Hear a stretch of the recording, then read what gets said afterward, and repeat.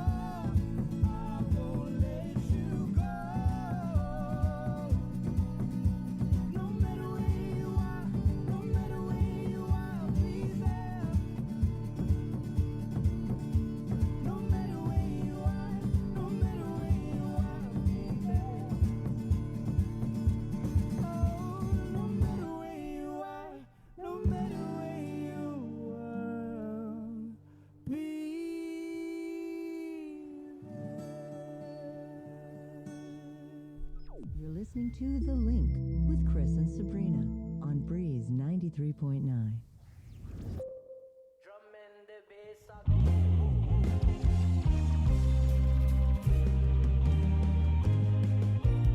Coming on the dance, you will nice up the place. Coming on the dance, yeah, you feel it in space. Drum and the bass, I go move your waist. Drum and the bass, I go move your waist. Who now feel this your rhythm? Feel this your flow. Oh, what a feeling so natural. Who now feel this your rhythm? Feel this your flow. Oh, what a feeling so natural. Me pick up me keyboard, put it in me car. Me never realize me have it. Driver for me run out of gas, me not a star. Hey, me run out of gas, me not a star. Watch it. So me push me car to a gas station. Feel it up, turn up me radio. Guess what? I play up on my stereo. Guess what? I play up on my stereo. Reggae music, some reggae music. Hey, reggae music, some reggae music. Reggae music, some reggae music. Hey, reggae music, some roots music. Little happy that me sight of me brethren. Little reasoning in a this time and season. Little happy that me sight of me sister. Tell me about a youth and them not listen. Oh, Jah, guide the youth them today. Come in and the dance, yeah, when nice up the place. Come in and the dance, yeah, you feel it in space. Drum on the bass, I go move your waist. Drum on the bass, I go move your waist. Who now feel this your rhythm, feel this your flow. Oh, what a feeling so natural. Who now feel this your rhythm, feel this your flow. Oh, what a feeling so natural. Pick up me keyboard, put it in me car. Me never realize me a fit driver for me run out. I guess me not a star. Hey, me run out. I guess me not a star. Watch it. So me push me car to a gas station. Fill it up, turn on me radio. Guess what I play up on my stereo? Guess what I play up on my stereo? Bigger reggae music, some reggae music, reggae music, some reggae music, reggae music, some reggae music, hey, reggae music, some roots music. Little habit that me sight up me brethren. Little reasoning in a this time and season. Little habit that me sight up me sister. Tell me about the youths and them not listen. Oh Jah, guide the youths them today. Oh me say, come in and they dance, yeah, we nice up the place. Come in and they dance, yeah, you feel it in space. Drum and the bass, I go move your waist. Drum and the bass, I go move your waist. Who now feel this your rhythm, feel this your flow. Oh, what a feeling so natural. Who now feel this your rhythm, feel this your flow. Oh, what a feeling so natural. Who now feel this rhythm, them now feel this your flow. Who now feel this your rhythm, now feel this your flow. Who feels it knows it, yeah. Who feels it knows it. Stay connected through The Link each morning on Breeze 93.9 FM.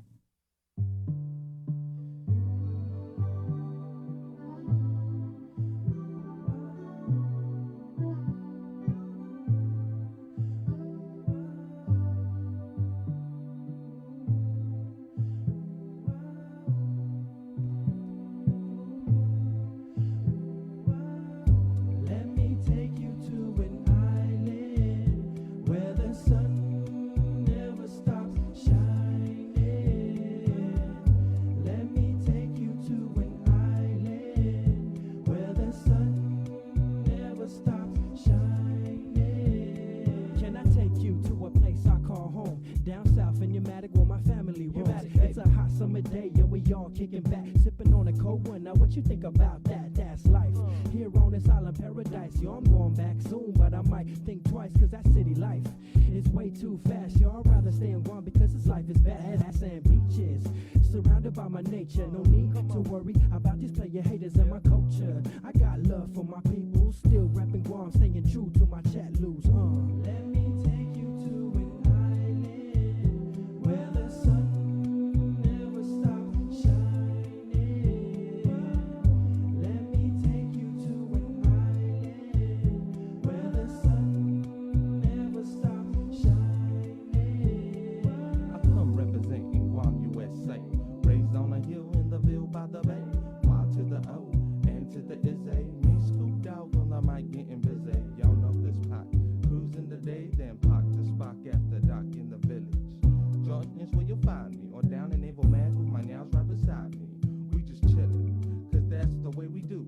Call the Chelus, tell them we gon' barbecue. The crew rollin' by tonight. We got Sim on the left and YD to the right. Let me take you to an island where the sun never stops shining. Let me take you to an island where the sun never stops shining. I gotta get some brew, cause I just got paid. Put up the canopy to get some shade, so we could kick back like it was nothing at all. While my primos and my homies playing basketball. The day is going smooth the way I thought it would be. Me and my family by the coconut tree, relaxed, waiting for the food to be done. My nephew's calling me to play one-on-one. I said, wait boy, I have to make the tanak. And once I get finished, I cook the tatagat, so we can chow down like we never did. kids just kicking back in the village. All the kids are playing around with the family. We're just kicking back on the island. Memories we're talking about with just you and me. Oh, yeah. We're here in the beautiful island of Guam, chilling down in the wonderful village of Humanity. It's a beautiful day today. Sun shining bright, shimmering along the bay. Family, children laughing around. That's how we do it down here on my island. Let me take you to an island where the sun never stops shining. Let me take you to an island where the sun never stops shining. Go sinja uli die sombranzelten meg et zu ite saluda antes di niga Radzauds and malak estrezas durante in todo in memu a nogi distancia como gupugi palu zaniman malak guafi Ikonuna sugi airi preba tu la noci nai banderata gaigi pues atan fanni bandera kau Esta pagua pumalapa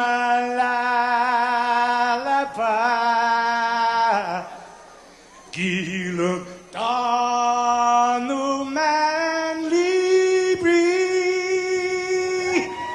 Sentami ti man ko badi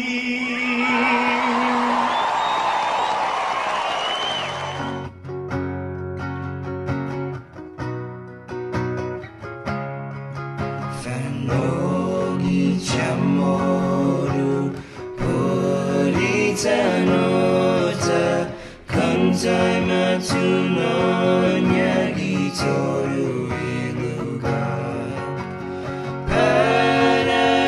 Paraiona Parai gloria a big islas en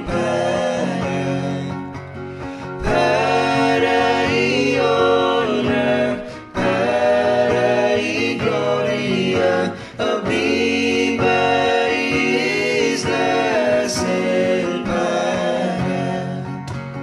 Toru y tempo y paz, paraíso, zangin in ilan in a bendition. Contra peligro, nada falso fuam,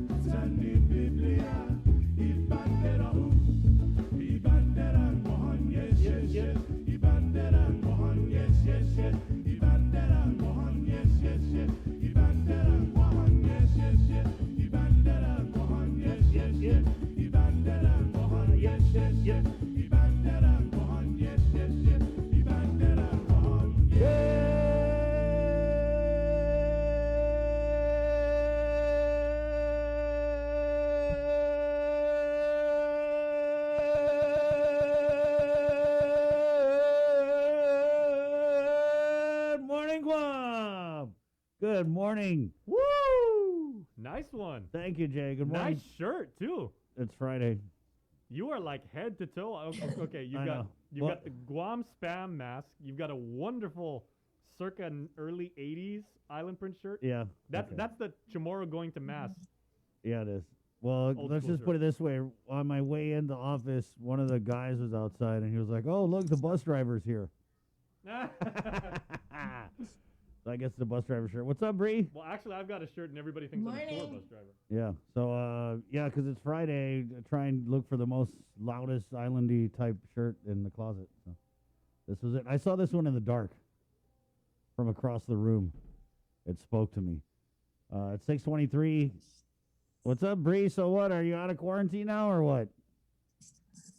I don't know. God, what is No, up with this we're new all waiting. guidance? Yeah.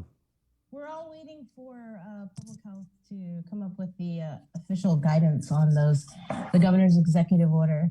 Because I know that I got a lot of questions.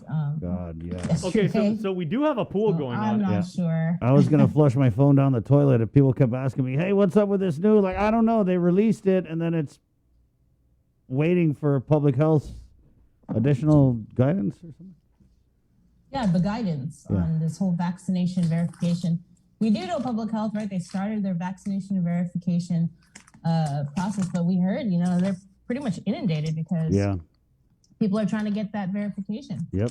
So Yeah. we got a pool going on. Oh, we do. Right, we're assuming that there is going to be a press conference today to Okay. detail like a lot of this stuff. And historically, the press conferences have either been held at 11, or 1, or 2, or 3. Yeah. When do you guys think the press conference will be held? I'm feeling 11. I'm feeling 3. Probably. Yeah. Okay. Who knows? I'm thinking. But 3. who knows? Maybe they want to get the information out Yeah. earlier. I don't know. I think they should have just put it all out at once. I know. Right. I know. Yeah. So anyway, we're doing our part. We're getting Chima Mbakwe, the Chief Public Health Officer, on at 7 a.m. Hopefully he can. Maybe we'll get the guidance early this morning. You never know. Dr. Hoa, the PAG chair. So we've definitely got the people who are instrumental in not just giving the advice of the governor and Dr. Hoa and the PAG, but also the implementation and execution with the Department of Public Health and the Chief Public Health Officer, Chima Mbakwe. Because they would have met last night, the Physicians Advisory Group. Right? Yes, Yeah. but these quarantine guidelines, remember, if you follow Miss a Link, Miss a Lot, Dr. Hoa said they've given these over to the governor since like at least a week or more ago.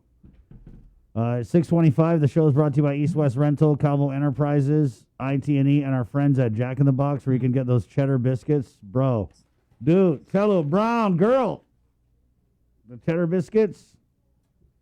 I know you about that cheddar with that stimmy. Well, you put that cheddar to that cheddar biscuit over at Jack in the Box. They got bacon. It's a fried egg, first of all, with the cheddar biscuit. Yeah, bacon or sausage. You guys like the sausage? And cheese. And it's cheesy. And it's super delicious. Sorry, Bree, I don't want to rub it in because Bree was in quarantine. Yeah, Bree, what have you been eating since you've been home? Like salads and stuff. Oh, nice. She sounds so happy about that. How come no one ever is like, I had a great salad? She's like, salads and stuff. Because, okay, she's in this weight loss challenge thing they're doing. Who is that? There's a bunch of you guys in there? Yeah, there's quite a few. It's like me, of course, Tyler, Isaiah, I Yeah. believe, Adriana, Lacey. Marie, Eli, Lacey, CJ. CJ's the one who's really like, he's going to win this. Okay, so we'll but there's see. money. Dick. There's money at stake. Well, all I know is that the buy-in is $100. Well, that's worse than Texas Hold'em. So it's $100 buy-in, and then Yeah. whoever, what is it? Whoever, was it just by pounds lost, or you Or guys BMI. doing BMI? No, I think it's weight loss and BMI. Yeah. So Chubby from Boca Box is the one who's like Chibs. monitoring everything. Yeah. So Well, good luck. thanks. I kind of just joined in anyway, just to motivate people. It's so awkward because you're in it and we're not, and you're going to be eating your kale and whatever raw carrot. salad. Oh, We're there, getting my daughter just messaged me. She said it's fat percentage. oh I fat don't even know what percentage. that means. Right on. I don't either. That's like the car score of weight loss challenges. What's up, guys? 6:27. We made it. It's Friday. All right. If anybody has some tips, please post it in the comments. Rad, don't eat. That's the biggest tip. Yeah, what are your tips, Link Fam, on reducing your fat percentage? Yeah.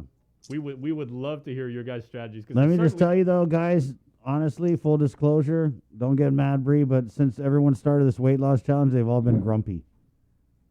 They've all been grumpy. They're all mad. You know what I mean? No, and you know me, right? I try and take care of our crew, right? So sometimes when I come back to work and hey, you guys want anything from gas station? Jason's saving money right now because no one's eating anything. Yeah, normally I'll get like the fun size Snickers for Yeah. everybody, or hey, anybody want the yan yan? When was the last time we had yan yan? Ooh, Remember is that the those? stick? The bread stick. Have you yan tried? yan. The You know the strawberry Hello cream Panda? or the chocolate? How about the Hello Panda? Ooh, those are good. Yeah, Oh you yeah. like that? Yeah. My Or- boy likes that. Or what is it? The Melona? Are we gonna do a snack convo? How about Bin Bin, guys? Bin Bin is tried and true. Have you tried the caramel Hello Panda? I saw it. Those are so good. I love Oh, caramel. goodness. Um, I haven't 100% fully started, this Oh, here challenge. and that's oh, how here it we go. starts. Here we go. Yeah. I haven't even really Yeah. tried yet, guys. Well, what have you waited? So I was doing salads when I was in quarantine, and Yeah. then I did a triple scoop Rocky Road. Yep. How much did you lose yet, Bree? Have you weighed yourself? No, I haven't because I've been here getting stuck in quarantine. So Well, that's why I'm like, I shouldn't really try and lose anything until I get, the weigh in because Chibi has to do the weigh in. right. I don't know if you guys caught the other day though when Uncle Carl was hitting on Sabrina live on the air. Nah, come on. I'm gonna He was have to being send that to Auntie Jerry. He was paying her a compliment, but Bree actually said afterwards because if we have particularly funny clips, Right. Like yesterday when Superintendent of GDOE John Fernandez gave Joe Sir a shout out. Yeah. He's like, hey Joe Sir, I know you were talking about the crispy pata, and Joe was just cracking up. Yeah. And then what was oh man. Yeah, so We should former actually Governor drop that Gutierrez soundbite. was like, "Oh, Sabrina, I haven't seen you without a mask in a long time. Oh, hey, girl. And I thought it was your daughter, Nick. Yep. Oh, don't wear a mask anymore, Sabrina." And then Bree's Okay, reaction was come on like, now. because Bree could have sat there and be like, "Oh, thanks, Gov," but she said, "You know what, Gov? That's why you're still the one." And he was That's it. cracking up too. Yeah, that's why. You lay it on thick, Uncle Carl. At 6:30, also coming up, Sarah Thomas Netty Dog with the Office of Homeless and Poverty Prevention. There's a new homeless shelter, Bree? I am not 100% sure. Right All on. I heard was that they were talking about a second shelter. Yeah, well, it's funny Yeah, you they are mention that. they're very, very close to making almost definitive progress on the second one. That's what we reported a couple days ago. Almost definitive progress. Yeah. That's a new one. Well, Lisa Berdalia, Catholic Social Services. I tried to get Diana Calvo on, and she said, sorry, Diana's not ready for media discussion yet. We're still working on this project. But we're getting Sarah Thomas Netty Dog on anyway, 8:30 or so. And then the FSM consulate, represented by Teresa Philippin as one of two repatriation flights departed for the FSM yesterday. I know you're going to have more on that in the news. And then we got Salvation Army. They're going to be up at the Passport to Services, Bree, which is this kind of like program they have for the homeless and I want to say even those who are just in certain economic brackets, poor, obviously. And it's a Passport to Services where they kind of line them up with like job opportunities and, getting IDs. Just And, some And the thrift store is wellness open right now, right? checks, things like that. yeah. The thrift store reopened right now. If it I was hasn't there. already, Yeah, then it will be very The soon. thrift store is open, guys. I went there last week. They got a bunch of stuff. Excellent. They've even got a bunch of records, vinyl records. They've got a lot of great books too. Yeah. The thrift store has fantastic books. Speaking of books, public libraries are closed down because of possible exposure to positive COVID-19 cases or case. Also on Fridays we do Sports Link with Dave Delgado. So that's coming up. We've got Feed Me Fridays where I was going to say Ken St. Nicholas, Ken Sanity, is also in this weight loss challenge, Bree. But since he's Yes, he is. Yeah, but since he's your competition, I kind of got him for you. I took him to Ruby Tuesday yesterday to eat baby back ribs and chicken tenders. Not just any baby back ribs, my friend. You guys went. I want to say Yeah. You Ken guys was went in St. the Louis. last. Ken was in one of the previous weight loss challenges Right. before, and I think he may have won. I think him and I were like neck and neck. Right. Yeah, so I sabotaged him a little bit. You're welcome.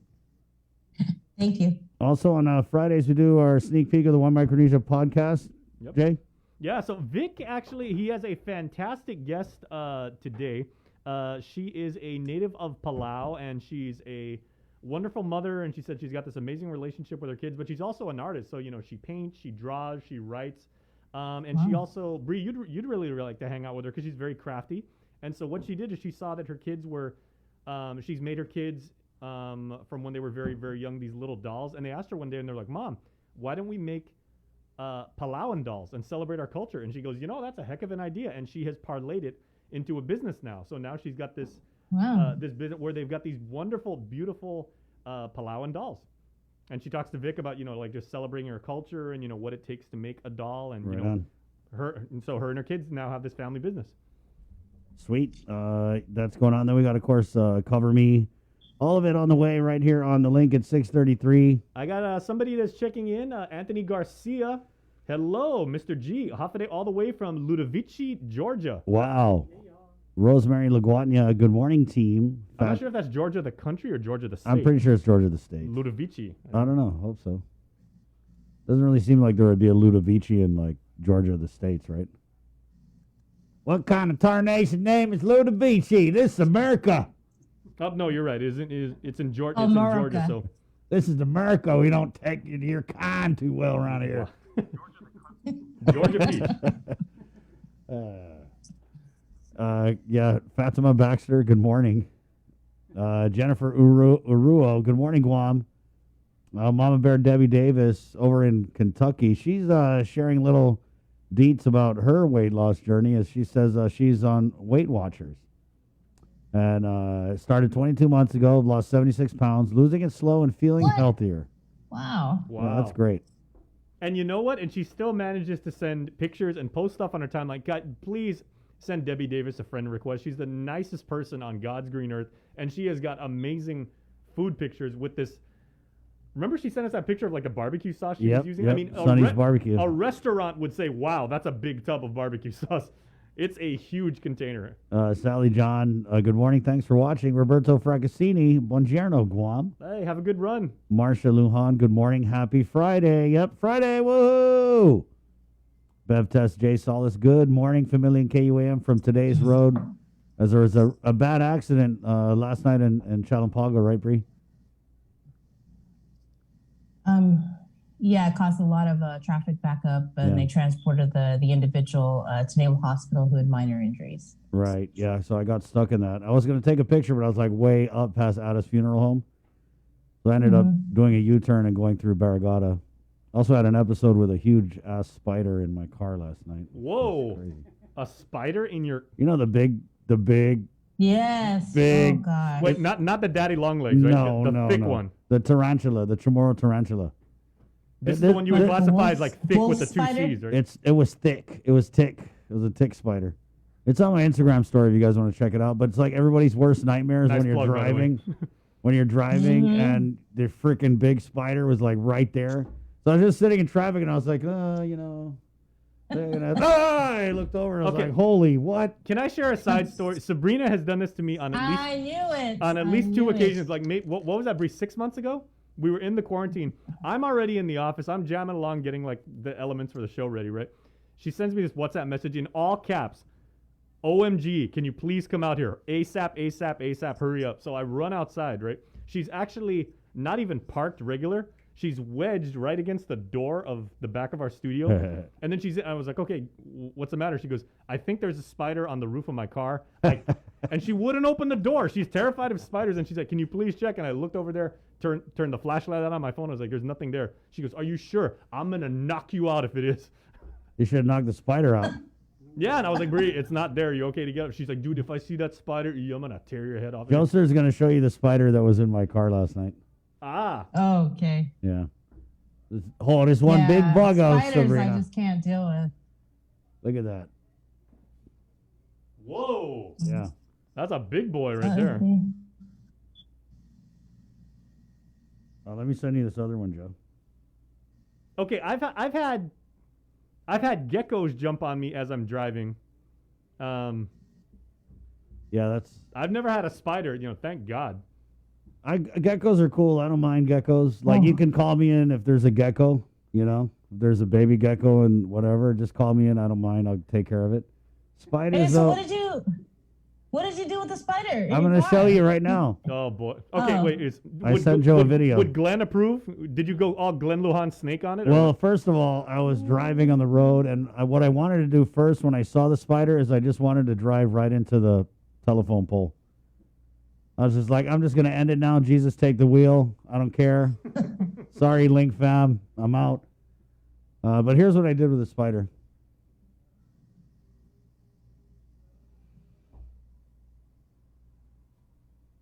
It's coming, Bree. Wait for it. Whoa. Okay, and granted, there is like a 15-second delay, so Bree's Right, watching this, so yeah. you guys have to.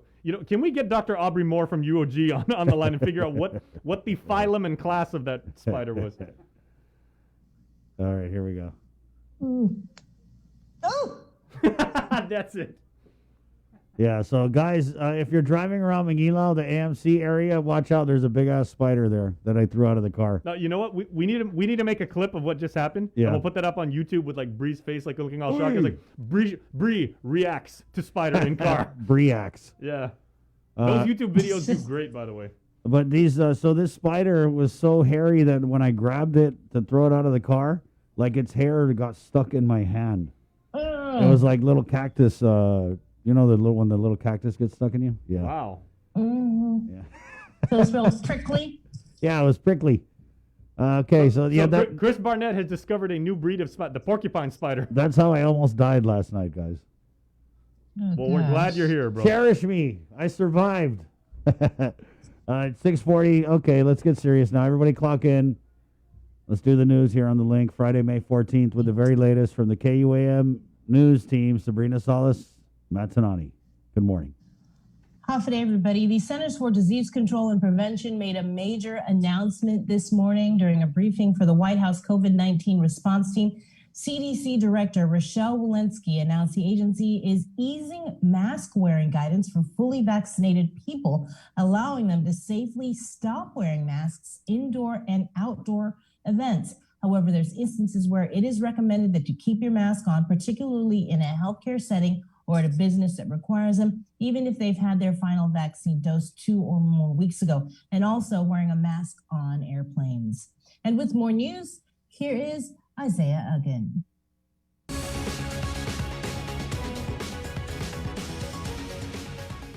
Hafa good morning, everyone. Guahusi Isaiah Uggan with your headlines here on the link.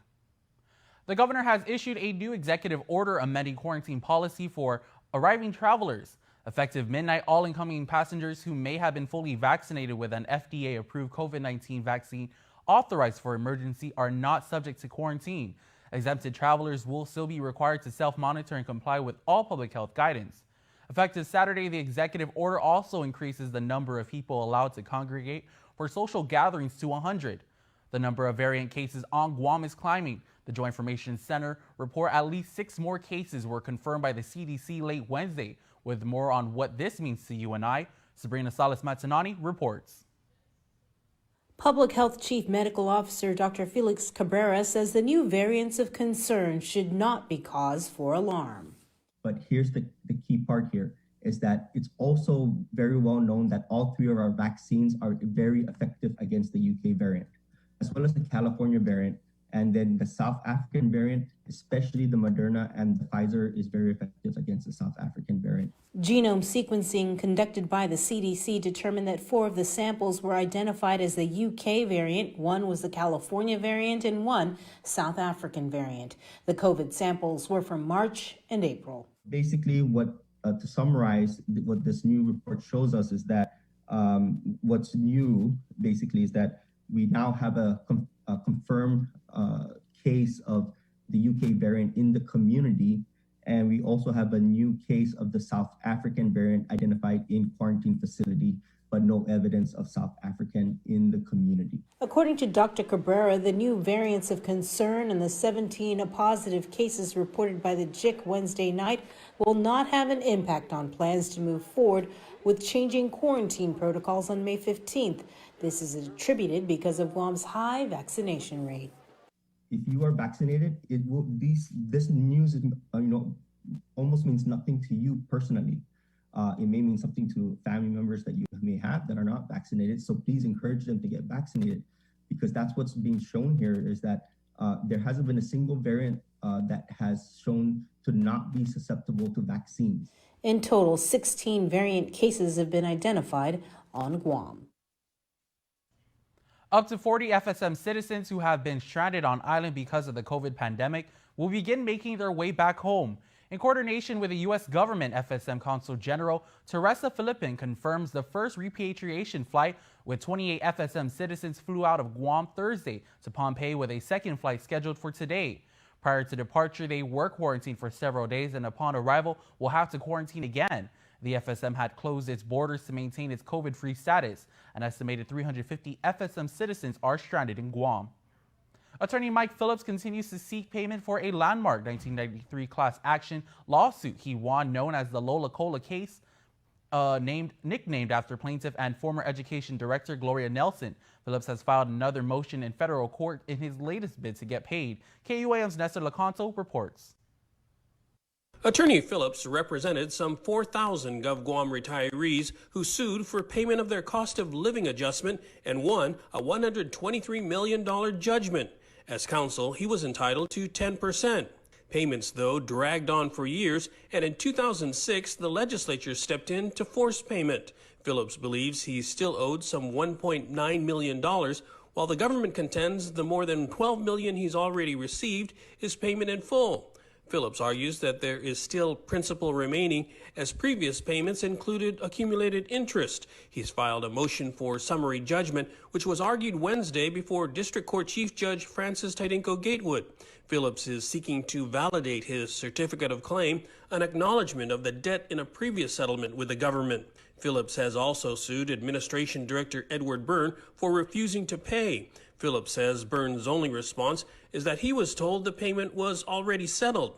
During questioning in court, Judge Gatewood said her review of the court filing shows the government has tried to act in good faith. She has taken the matter under advisement and said she will rule shortly. For Guam's News Network, I'm Nestor Lecanto. Both parties rested in former UFC fighter John Tuck's rape trial. Thursday afternoon, the defense case and chief concluded after a short 3-minute testimony from a single witness, domestic assault response team detective Mary Jane Ruvel. Tuck is facing multiple counts of criminal sexual conduct charges for allegedly raping a 21-year-old woman in March of last year. The alleged assault occurred behind the Weston Chapel in Tumon. Within days of the incident, the victim was interviewed by Detective Ruvel, in which defense counsel Randy Cunliffe recalled her to the stand regarding a specific portion of the written police report. During that interview, do you recall whether Ms. stated that she heard a male voice asking Jonathan Tuck for his autograph? Yes. Did she seem unclear about this incident, that someone asking for an autograph?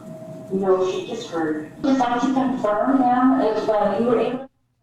It was noted in court that the victim testified that she did not recall seeing or ever reporting someone asking Tuck for his autograph prior to the alleged assault. During cross-examination, Detective Ruvel testified that the victim was emotional and traumatized throughout the interview. Closing arguments are set for this morning at 9 a.m. Although contained, firefighters from the Guam Fire Department, Navy Federal, Anderson, and Guam Airport Fire spent Thursday trying to extinguish the deep-seated fire at the warehouse on Guerrero Street in Harmon.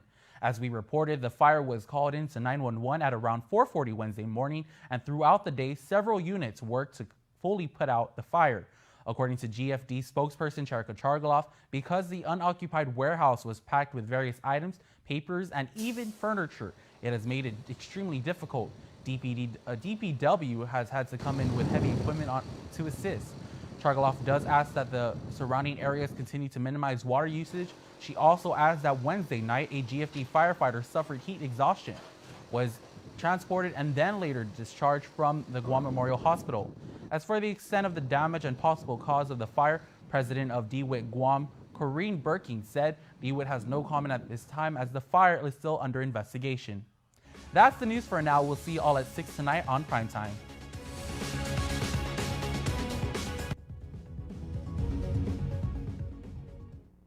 Thanks, Isaiah. 2 out of 358 test samples taken Wednesday have tested positive for COVID, bringing the total of officially reported cases of COVID-19 on Guam since March of last year to 8,063. There have been 139 deaths, 81 cases are active, and there have been more than 7,800 recoveries. As for the number of people that are hospitalized, it is at 4, 1 in ICU, 1 on a ventilator. The CAR score is 0.4. Also, the Guam Department of Education confirms that 2 employees tested positive for COVID. The first was identified at Tamuning Elementary School, the second at FB Leon Guerrero Middle School. As far as vaccination numbers, a total of 71,801 people on Guam have been fully vaccinated. The Guam Visitors Bureau Board was split over whether to approve up to $3 million in funding for a vaccination tourism program dubbed by GVB as the Air V&V program. GVB wants to market to more than 500,000 American expats living in neighboring Asian countries, but some members balked at the idea of committing that much money on an unproven program. GVB President Carl Gutierrez responded that management needs to know ahead of time what kind of budget will be available. Otherwise, figure it out, and then you come back and ask for. We're not going to go and we'll never know what you're going to do next week, whether you're going to approve $3 million or not. You've got to give us tools to be able to go out and put together a plan and a program that we have authority already to do. But to go forth and figure it out and then you come back next week and then you say no. That's wasting our time. You've got to give us the tools. You give us the tools necessary to make things work. And we're saying if we can if we have $3 million, up to that $3 million, then we know what kind of a deal we can be doing out there. What kind of expenditures we already know that you made that available. But to say, go ahead and do it and then come back and ask us later, it isn't going to work. Because we can't say that you're going to approve it next week. A vote on the motion was tabled due to a lack of quorum. 21-year-old Rodman Machua was arrested in connection to an incident that occurred on Thursday morning in the village of Tamuning. Machua is accused of using a slingshot to fire off marbles at a restaurant and a company vehicle in the village. When police located him, he was allegedly combative and resisted arrest. Machua was arrested for criminal mischief, resisting arrest, driving while impaired, open container, and no driver's license. He was booked and confined. In national news, Canada could decide any day now if it will reopen its U.S. border or extend the more than year-long shutdown because of the continuing pandemic. Point Roberts, Washington in particular, has been hard hit by the closure. Chris Van Cleve shows us why. Hi. This is how Pamela Robertson sees family during the pandemic. How are you? 6 feet apart and a country away. Pamela in the U.S., her daughter in Canada. Separated by a border that remains closed to all but essential travel, even if the border is just a yellow concrete barrier. As far as I'm concerned, it's essential. As far as I'm concerned, they should let me in. But Pamela was turned away by Canadian border guards when she tried to see her dentist about an abscess, an infection that caused the side of her face to swell and could turn into a serious health risk if left untreated. I asked him what was essential in their eyes, and he said to me, unfortunately, you have to be like dying. She lives in Point Roberts, a small picturesque seaside town of about 1,100 with sweeping views. Pre-COVID, it would quadruple in size every summer as Canadians flock south of the border. Point Roberts is a bit of a geographical oddity. Lying just south of the 49th parallel, it is a U.S. exclave, part of Washington state, but completely disconnected from the U.S. So to get to a dentist, Pamela has to cross the border. Are you frustrated? Are you angry? I can't be angry because I know that the country is trying their best to keep COVID at bay. I'm just frustrated with the system. While COVID remains a major concern in neighboring British Columbia, Point Roberts has had only one case in more than a year. Still, this small community has been locked out of essential needs. There's no full-time doctor, there's no dentist, there's no veterinarian, there's not even a pharmacy. You can see why the people who call Point Roberts home are worried it could become a COVID ghost town. I had 6 customers on Sunday. How does that compare to a normal Sunday before COVID? I would have upwards of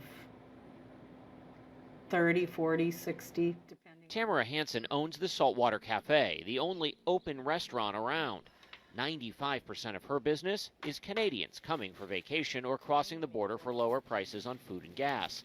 After more than a year with virtually no customers, she's back open in hopes of qualifying for another PPP loan to try to stay afloat until the border reopens. Even though the cafe is underwater, every day its doors are open. Do you worry about having to close the business and walk away? Yes, I do. I really, I was just working up to some of my best years here. So I do worry.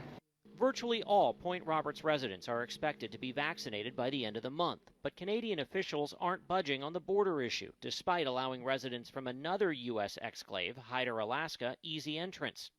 A spokesperson for Canada's Minister of Public Safety tells CBS News, "We recognize the unique position and hardships faced by the people of Point Roberts."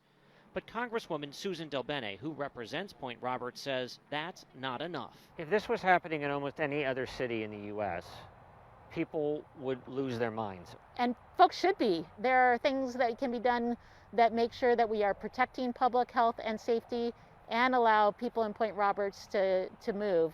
So, Congresswoman, why is it so hard to get that done? I don't know. I wish I could tell you, because I'm going to keep fighting. Pamela Robertson finally got across the border, but only after agreeing to quarantine for 2 weeks under the threat of arrest. Worth it to finally see her dentist and hug her grandkids for the first time in over a year. Chris Van Cleve, Point Roberts, Washington. And with your sports link, here is Dave Delgado.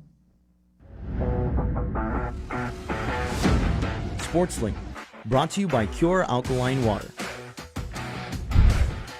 FD came out the gates hitting shot after shot against Ukadu. The Friars went on a 15-0 run before the Bulldogs would score their first points of the game. Jeremiah David with the 3-point shot. Matthew Santos feeds big man Darryl Robles inside the paint. Friars up 21-4 after the first quarter.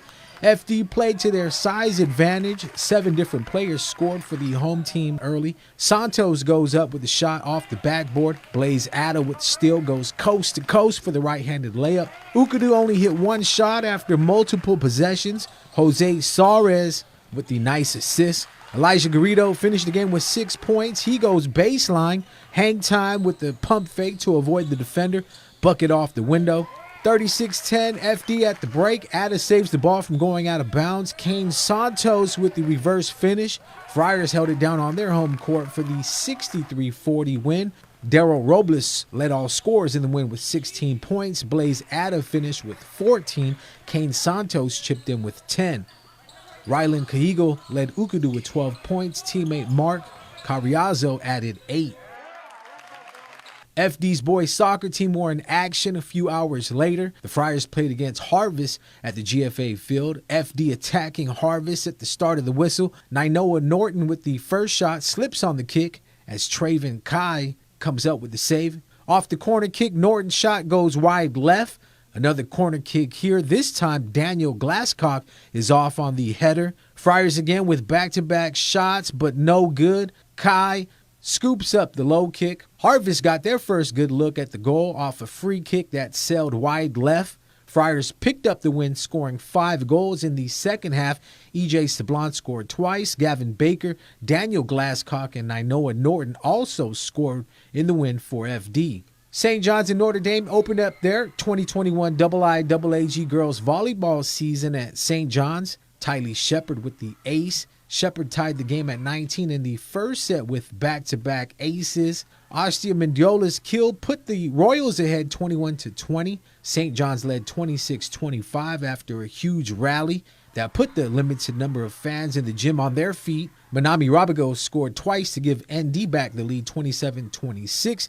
ND went on to take the set 28-26. The second set went the distance and then some. ND regrouped and went on to score 4 points for the 29-27 second set win. Notre Dame led 20-15 in the third and went on to take the 3-set win 25-17. Custom Fitness presents Special Olympics Hagen Exhibition 2021, held at Custom Fitness in Antigua. 24 Special Olympic athletes partnered up with members of the judicial and legal system for their annual Guam Law Month.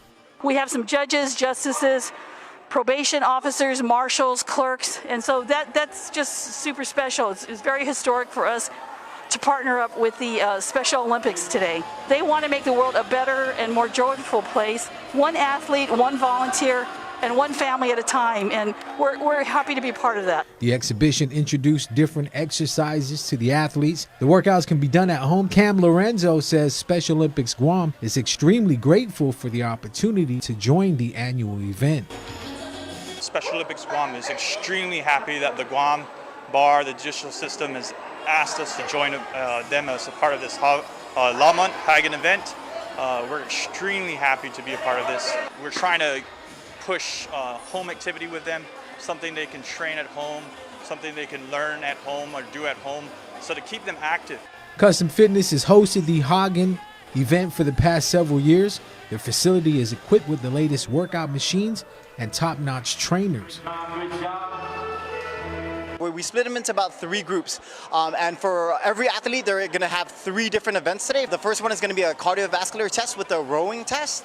The second event is going to be a kind of a balance and coordination with some obstacle course, and the third one is basically a fun game with the target practice. One of the things that I wasn't aware of was the number of attorneys who have children with special needs.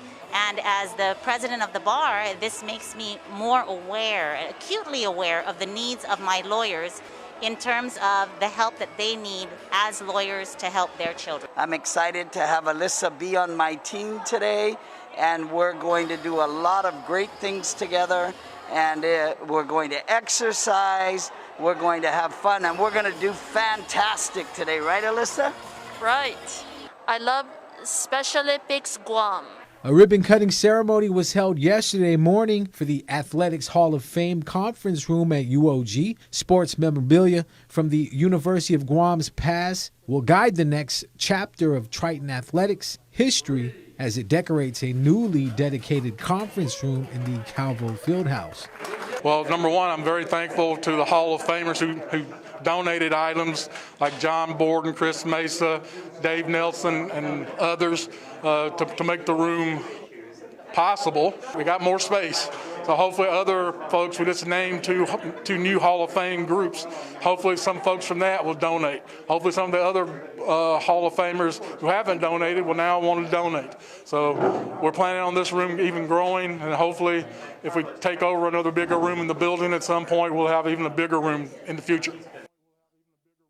It was instant offense last night for the Warriors. St. Paul up 13-1 with 2:47 left in the first quarter. The visiting squad ended the quarter with 5 points coming from the free throw line. Janelise Quintanilla with the assist to a cutting Kat Santos. Quintanilla with another dime to Anea Mudzaromera. Basket's good and one. She picks up 3 the long way. Pangilinan tries to take it to the rack, gets blocked. Sykes is there picking up the loose ball and goes right up with it. This was her only basket of the game.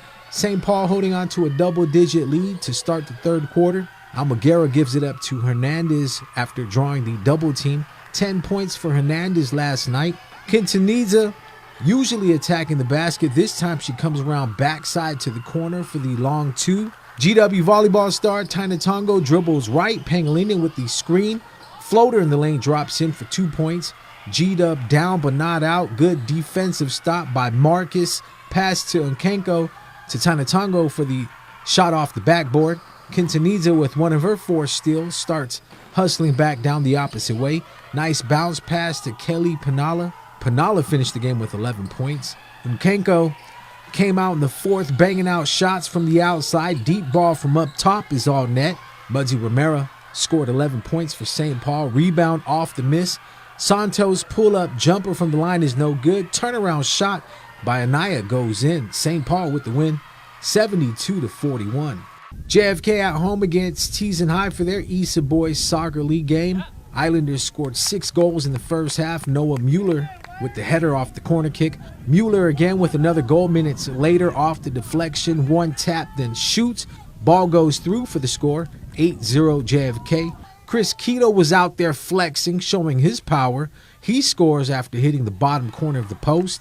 Ball goes through for the score. Islanders pick up the W at home, 11-0. Tayo Kanikatsu with the hat trick to lead all scorers. Shout out to Caden Rivera from the Ville. Rivera checks in and scores off the assist by Kanikatsu. Congrats to Guam surfer Jared Gogui for winning the Western Surfing Association Open Men's Shortboard title. Gogui beat out 40 other competitors at the comp held in Huntington Beach, California. Jared says it was a tough win after re-injuring his knee prior to the contest. He adds that he was stoked to compete and give his best representing Guam. GW is now 4-1 on the season after their 15-4 win over the Notre Dame Royals. The Geckos used a 3-run second inning at bat to take the lead 6-3 heading into the third. The Purple and Gold brought their stick, scoring 3 runs in the third and 6 in the fourth. Ashton Tatau rips a shot to center field. Jonah Pareto getting around the bases in full stride. He got some help from his defense. Check out the diving grab by first baseman Jace Gumatau, tracking the ball the entire way. Geckos pull off the double play to Tautau to Javen Pangilinan to Gumatau. Geckos get out of the inning. Franklin Annette likes what he sees heading into the dugout. Here's a deep shot to center field by Andy. Jeremiah Sablon gives chase and runs into teammate Hoban Lizama. Both guys would be all right. Grounder to third. Franklin Annette with the laser to first. Right on target with the heat. Slush Wheezy on the track. Deuces. CJ Tenorio with the hard shot to short. Advances the net to second. 2 on for Aiden Gumatau, who loads the bases after getting on safely with the bunt to first. Bad throw to third. Everyone's safe. Hoban Lizama grounds out to first but scores in the net from third base. Jonah Pareto rips the grounder to third and beats the throw at first, scoring Jaden Duenas.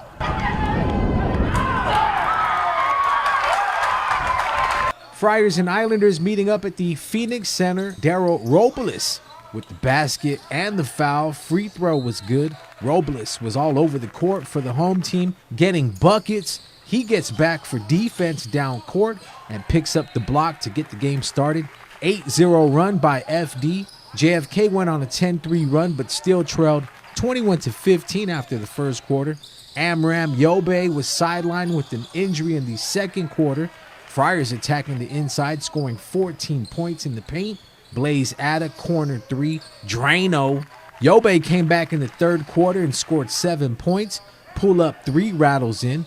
Amram was the man cooking it up. Another pull-up 3 from well behind the yellow line drops in. Foul and 1 4-point play. Islanders come to within 8 points, down 50-42. Jeremiah David took over in the fourth quarter, scoring 11 points. FD back up 22 when David was subbed out. Friars went on to win 66-47 to stay undefeated. FD will be back in action Saturday against St. Paul at 11:30 in the morning. SportsLink, brought to you by Cure Alkaline Water.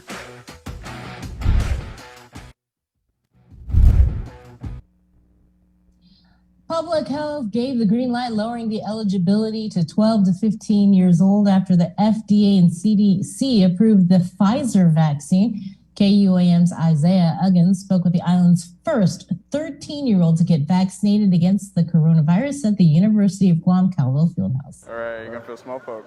The Guam National Guard continued today to conduct a free COVID-19 vaccination clinic in collaboration with Public Health and the Office of the Governor at the UOG Fieldhouse. The clinic aims to help the island reach herd immunity or have 80% Guamanians vaccinated against COVID by Liberation Day, July 21st. Cameron Chaco was the first 13-year-old to receive the COVID-19 vaccine on Guam. Chaco says she feels good now that she has received dose 1 of the Pfizer vaccine. It's very exciting, actually. I never expected to get vaccinated at 13. I always thought I had to wait till I was 16, so it's very exciting to get vaccinated when I'm 13. The Talofofo resident shares why she got vaccinated. Pretty much for my peace of mind, actually, because I noticed myself while at a lunch at a hotel that I felt very anxious and that my heart was beating fast and I was sweating. So I feel a bit better now, actually, that I have the vaccination.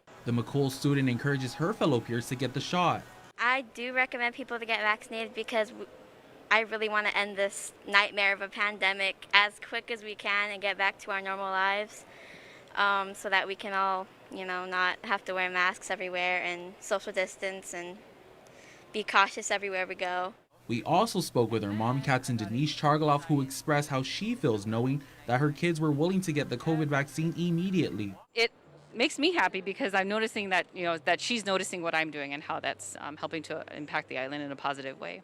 Reporting for Guam's News Network, Guahusi, Isaiah Uggan. And finally, the Social Security Administration today announced the most popular baby names in American Samoa, Guam, and the Northern Mariana Islands for 2020.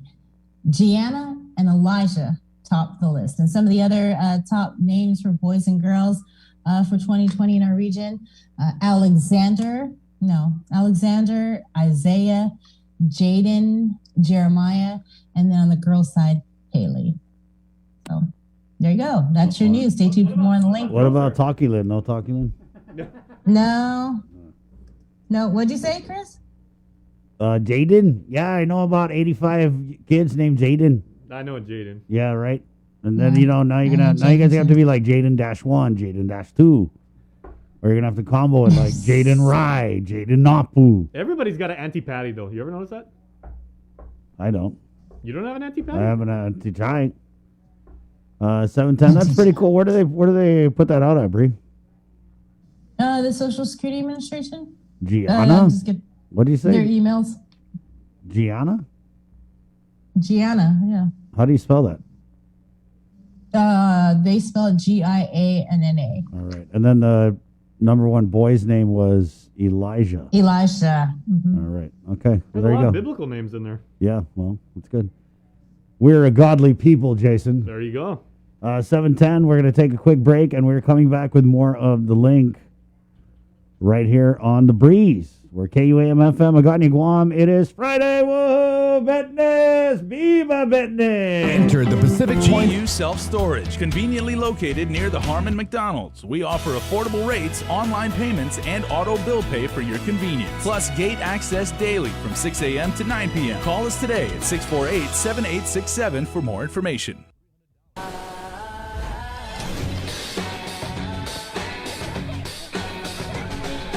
Make sure you're connected. The writing's on the wall. 'Cause if your mind's neglected, stumble you might fall. Connection is a human necessity, one we need today more than ever. And with the new First Hawaiian Bank mobile app, you can stay just as connected to your finances. And it all starts with yes. Get the job done the right way by getting the right stuff at East West Rental Center. With years of experience helping builders, we definitely got what you need. Call 646-1463 or visit us in Upper Tumon. Open Monday to Saturday from 7 a.m. to 5 p.m. and on Sundays from 8 a.m. to 5 p.m. The relationship between Guam and Manila, Philippines is undeniable as we share similar cultural traditions, history, and heritage, with generations of Filipinos calling Guam home. KUAM presents a monthly look at the capital city featuring in-depth and engaging interviews on everything from medical tourism to new business and government leaders. Veteran newscaster Nestor Lecanto delivers Beyond Our Borders. This special program is brought to you by the Bank of Guam and KFC.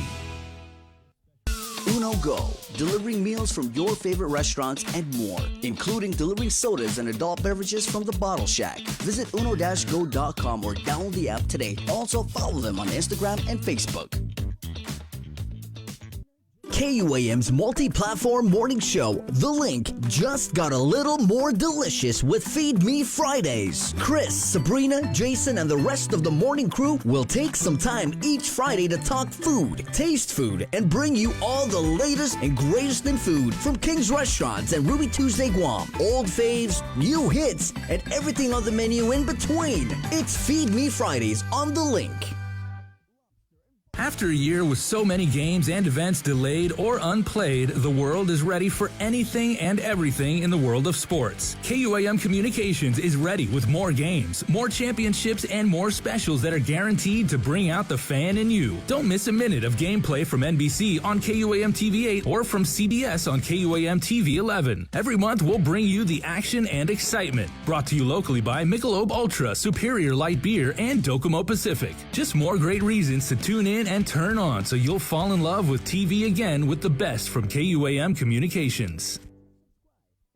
As May is a month to celebrate mothers and everything they do, let's not forget that many parents in our community are struggling to make ends meet and provide for their children with basic necessities. The KUAM Care Force is partnering with the Salvation Army for a very special drive this May, benefiting our precious and most vulnerable in our community. Through Friday, May 28th, we'll be collecting diapers, formula, infant toiletries, baby food, and other new items for infants and toddlers at our KUAM studios in Harmon on weekdays between noon and 4 p.m. Show you care and help families in need this spring. Due to the consideration of our current public health emergency, donations will not be accepted outside of hours specified. Curbside acceptance of donations is acceptable by calling 637-5826 upon arrival. Looking for TV schedules, upcoming sports, or special presentations, or what you may have missed over the busy week you had? Well, look no further than KUAM Digital Digest. This weekly emailed newsletter puts all kinds of information in the hands of subscribers each and every week. Just subscribe and we will make sure you keep up with your favorites and stay informed and entertained throughout it all. Go to KUAM.com, click on the newsletter tab, give us your email address, and you are all set. Brought to you in digital partnership with King's Restaurant and Ruby Tuesday Guam. It's the KUAM Digital Digest, your weekly guide to the latest information and best entertainment on the stations and platforms of KUAM. Help us celebrate the class of 2021. KUAM wants to help you celebrate this touchstone moment in the lives of your graduates. For the months of May and June, we will flood the social media pages of KUAM with photos and well wishes for the class of 2021 grads. Log on to KUAM.com to submit photos and brief messages or captions. Then look for your special grad on KUAM Instagram and the Facebook pages from all of your friends here at KUAM. Congratulations, seniors! Ekangok ega zan edza kifinut samoro giasuntun samoro kada dia gi KUAM News. Gatsa gi idaling na programa gi alas 8 gi egan gi esla samoro streaming radio pedi KUAM News YouTube na channel para linabian fasilidad mizu. Malata fanita para mas información matter sa diligencia y sen preciosa na kulturata entry sesultana setbi kada dia y lengguahe natibo ni Itzamoro. Y asunto gi finut samoro sa ni nafafatu zan pinalinunudzi ni familia mizu gi First Hawaiian Bank. Catch SportsLink on the KUAM News Morning Show, The Link, every Friday to hear about the latest in sports news, game schedules, athlete profiles, and more. SportsLink, brought to you each week by Pure Alkaline Water, airs every Friday across the multimedia platforms of KUAM. Tune into the broadcast on Breeze 93.9 FM on KUAM TV 11, live streaming through the KUAM News Facebook page, or view highlights on YouTube, KUAM News Facebook, and Instagram. SportsLink is hosted by Dave Delgado through KUAM Sports, and he will make sure that everyone knows what is happening on the field, in the gyms, and everywhere in between. The world of television is more exciting than ever. Don't miss a minute of special presentations from NBC on KUAM TV 8 or from CBS on KUAM TV 11. Every month, we'll bring you the fun and excitement of award shows and red carpet moments, special series presentations, and other great network programs. Brought to you locally by King's Restaurant, Ruby Tuesday Guam, Bud Light Seltzer, and Docomo Pacific, giving you more reasons to tune in and turn on. Fall in love with TV again with the best from KUAM Communications.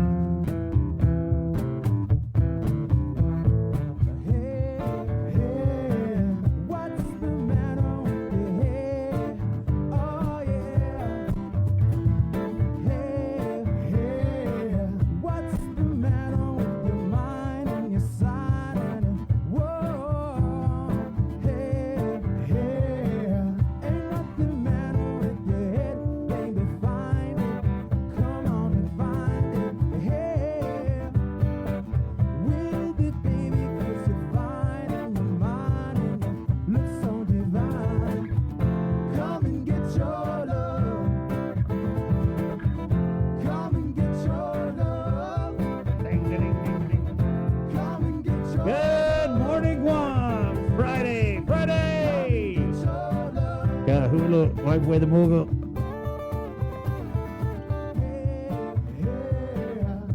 Avocado season, mango season, Siniguela season.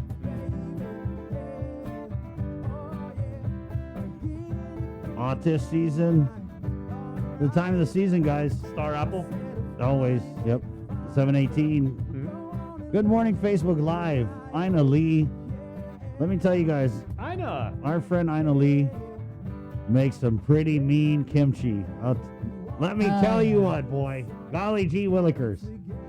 It's got a little kick to it, if you know what I mean.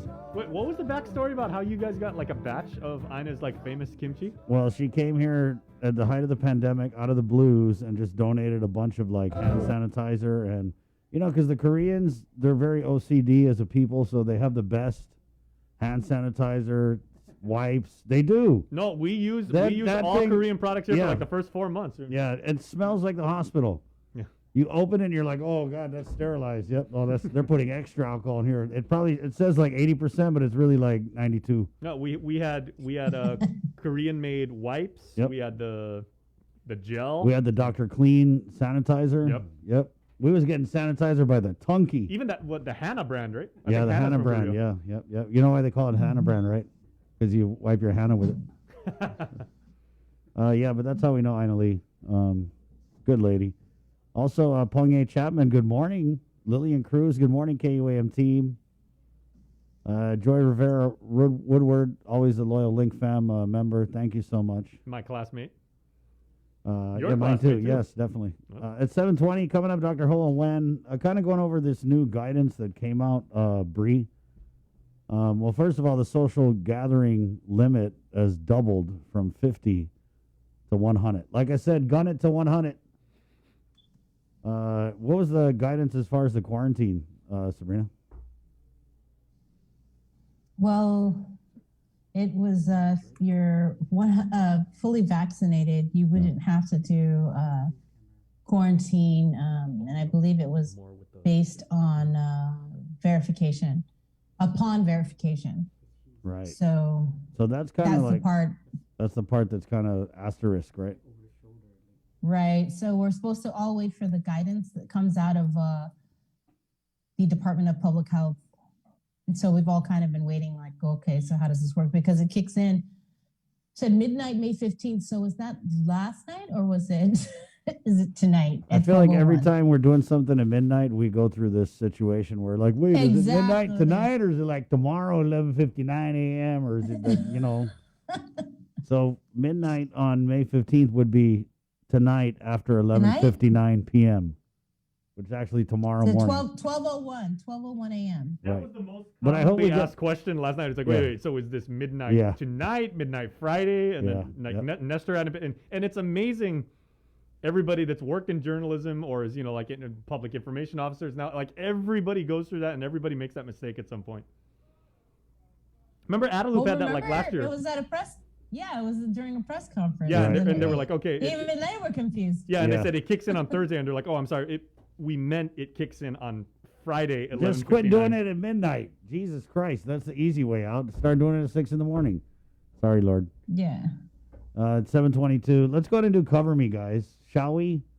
It's brought to you by Burger King and Docomo Pacific with our friends from Microchild. It's Cover Me. And we actually picked this song because you will recognize this. This is the song that we use as our standby. The press conference will be starting soon music. Yes. Yeah, this is actually, so during the height of the lockdown, it's a little bit of a throwback.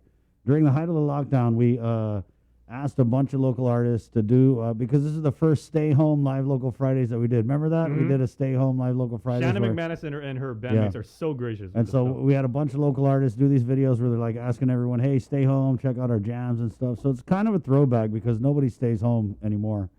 So again, it's Cover Me, brought to you by Burger King and Docomo Pacific. Buenos and half a day, we are Microchild. The tune we're doing is Tristina Canta by David Peter of Ramatao.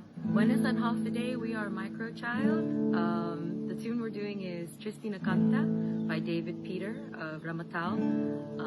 We'd like to dedicate this song to all of our Manyetlu in the Marianas and here in Guam. Stay safe, everyone. Sigia, sumigia, keep on keeping on, and yeah, this song is for all of you. Dusmasi and Viva Matsumoto. Viva.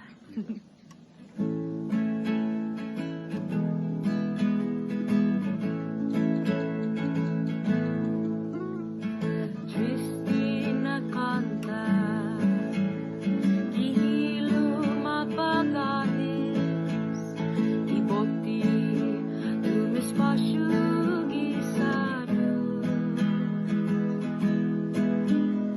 Bonita na Palawan, kumoni tutati, igwinifiu imumagahe na pagi.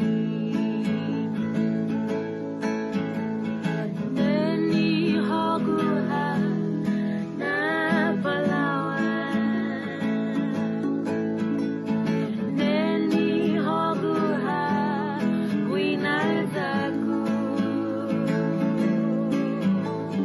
hoguha dinalamu para todo y tiempo. Hogu na Palawan se encuentra. Neni hoguha na Palawan, ay neni hoguha winalzaku, hoguha dinalamu para todo y tiempo. Hogu na Palawan se encuentra. Hogu na Palawan se encuentra. Hogu na Palawan. We tried to get Shannon McManus on. Remember when we used to do Live Local Fridays? Yep. When Friday from 9 to 10, we would have like live musicians in our studios. Yeah. So working on a Friday here, Fridays are our most busy day, and like it's controlled chaos. But just to have like the sounds of local music coursing through this place. That's a like- classic jam too, man. There's Yeah. a lot of artists that have covered that and, song. and we tried to get Shannon because we have been fans of Shannon since she was a kid, and she's always been so immensely talented. We tried to get her on the show for so long, and schedule just never lined up. So when we Yeah. finally got her, I was like, yes. But thank you, Docomo Pacific, of course, and Burger King for presenting Cover Me. You can start your day at Burger King. Taste the French toast breakfast sandwich, now available. Coming up, I know you guys got a lot of questions about the quarantine. My WhatsApp is killing me right now. But, thank you, because you guys reach out to us because we get the damn answers, and we're going to get them coming up here. I didn't mean to sound so hard. We get the damn answers. I mean, Dr. Wen's like, whoa, what? Well, your WhatsApp has been blowing up because we've Yeah. only been on the air for like almost 90 minutes now, Yeah. and you've had to recharge your phone twice. Right. Jason with a hyperbole. You're using a lot of data today. Oh, Bree, what's going on? I hear dogs Yeah, barking. Bree, can we see your dog? You got such a cute dog. Please, can we see Bubbles? Yeah. Maybe later. Come on, Bree. Bring him Bubbles. on. Bring him over. Oh, okay. You guys are gonna love this link, fam. Check this out. Bree doesn't want you guys to think she's soft. That's why. You guys see her dog, you're gonna be like, oh, Bree is soft. She's still gangsta, even though she has a fluffy dog. Come, mommy. Come, mommy. Come. Okay, buddy. You want to come to me? They don't want to come to They me. don't even like you. What? Bubbles. You know why? It's because you ate salads. Bubbles. Come, mommy. Like, who are you eating salads? Oh, here we go. Come. Over here. Over here. Up, up, up, up. There we go. There we go. Link, fam. Look at that. Yuck. Bubbles. There's Bubbles. Show his face. Is it a There you go. guy or a girl? Boy or girl dog? She's blending in. Yeah. It's a girl. Oh, wow. It's a girl. Bubbles. What breed is she? Okay, Bubbles. Shih Tzu. Oh, you can't say that on the radio, Bree. Yeah. And then I have my other one, is Buddy. It's a Maltese toy. Yep. Ah. I once had a half bulldog, half Shih Tzu. It was a bull Shih Tzu.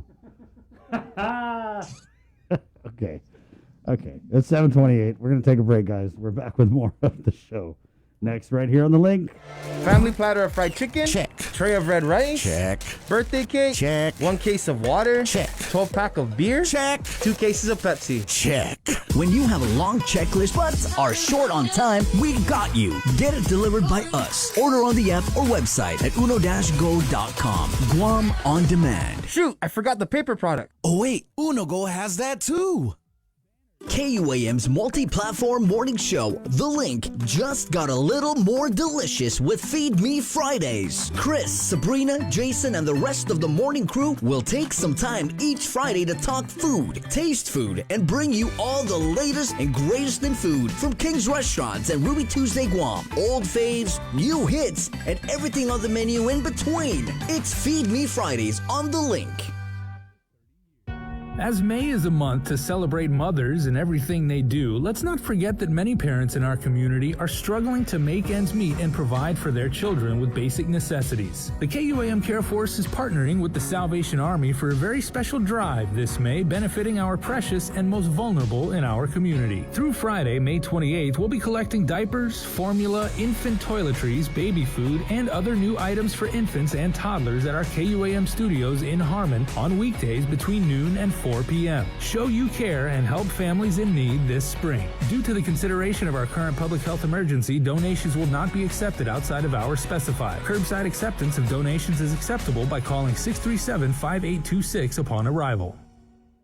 Help us celebrate the class of 2021. KUAM wants to help you celebrate this touchstone moment in the lives of your graduates. For the months of May and June, we will flood the social media pages of KUAM with photos and well wishes for the class of 2021 grads. Log on to KUAM.com to submit photos and brief messages or captions. Then look for your special grad on KUAM Instagram and the Facebook pages from all of your friends here at KUAM. Congratulations, seniors!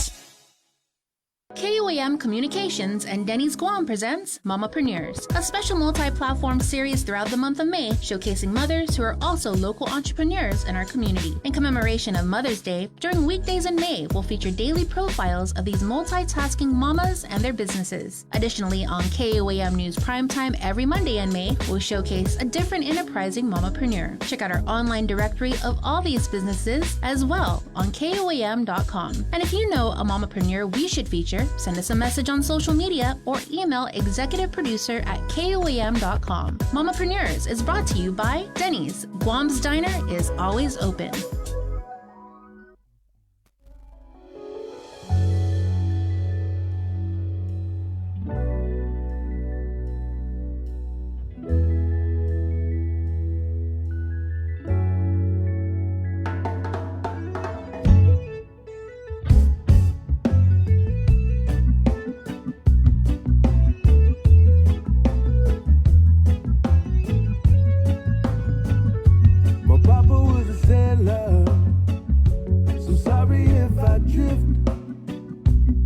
Cause I was raised by the water.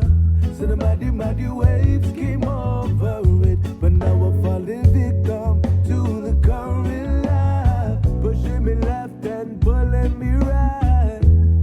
But where were you through the rocky sea? I said harbor's closed, won't give me the refuge. And even with the storm approaches, won't take me in. I said harbor's closed, won't give me the refuge. And even with the storm approaches. Hey, good morning. It's Friday, 7:31. A shout out to my friend Fluff for dropping this blueberry twisty cream cheese bread from Market Deli. Wow. Jason was like, "What's in there?" I was like, "All I know is that Sabrina can't eat it." Okay. 7:32.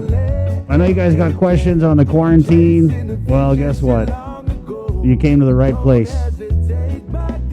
At 7:32, Friday, May 14th, as we get ready to do away with quarantine for fully vaccinated individuals. Verified, though.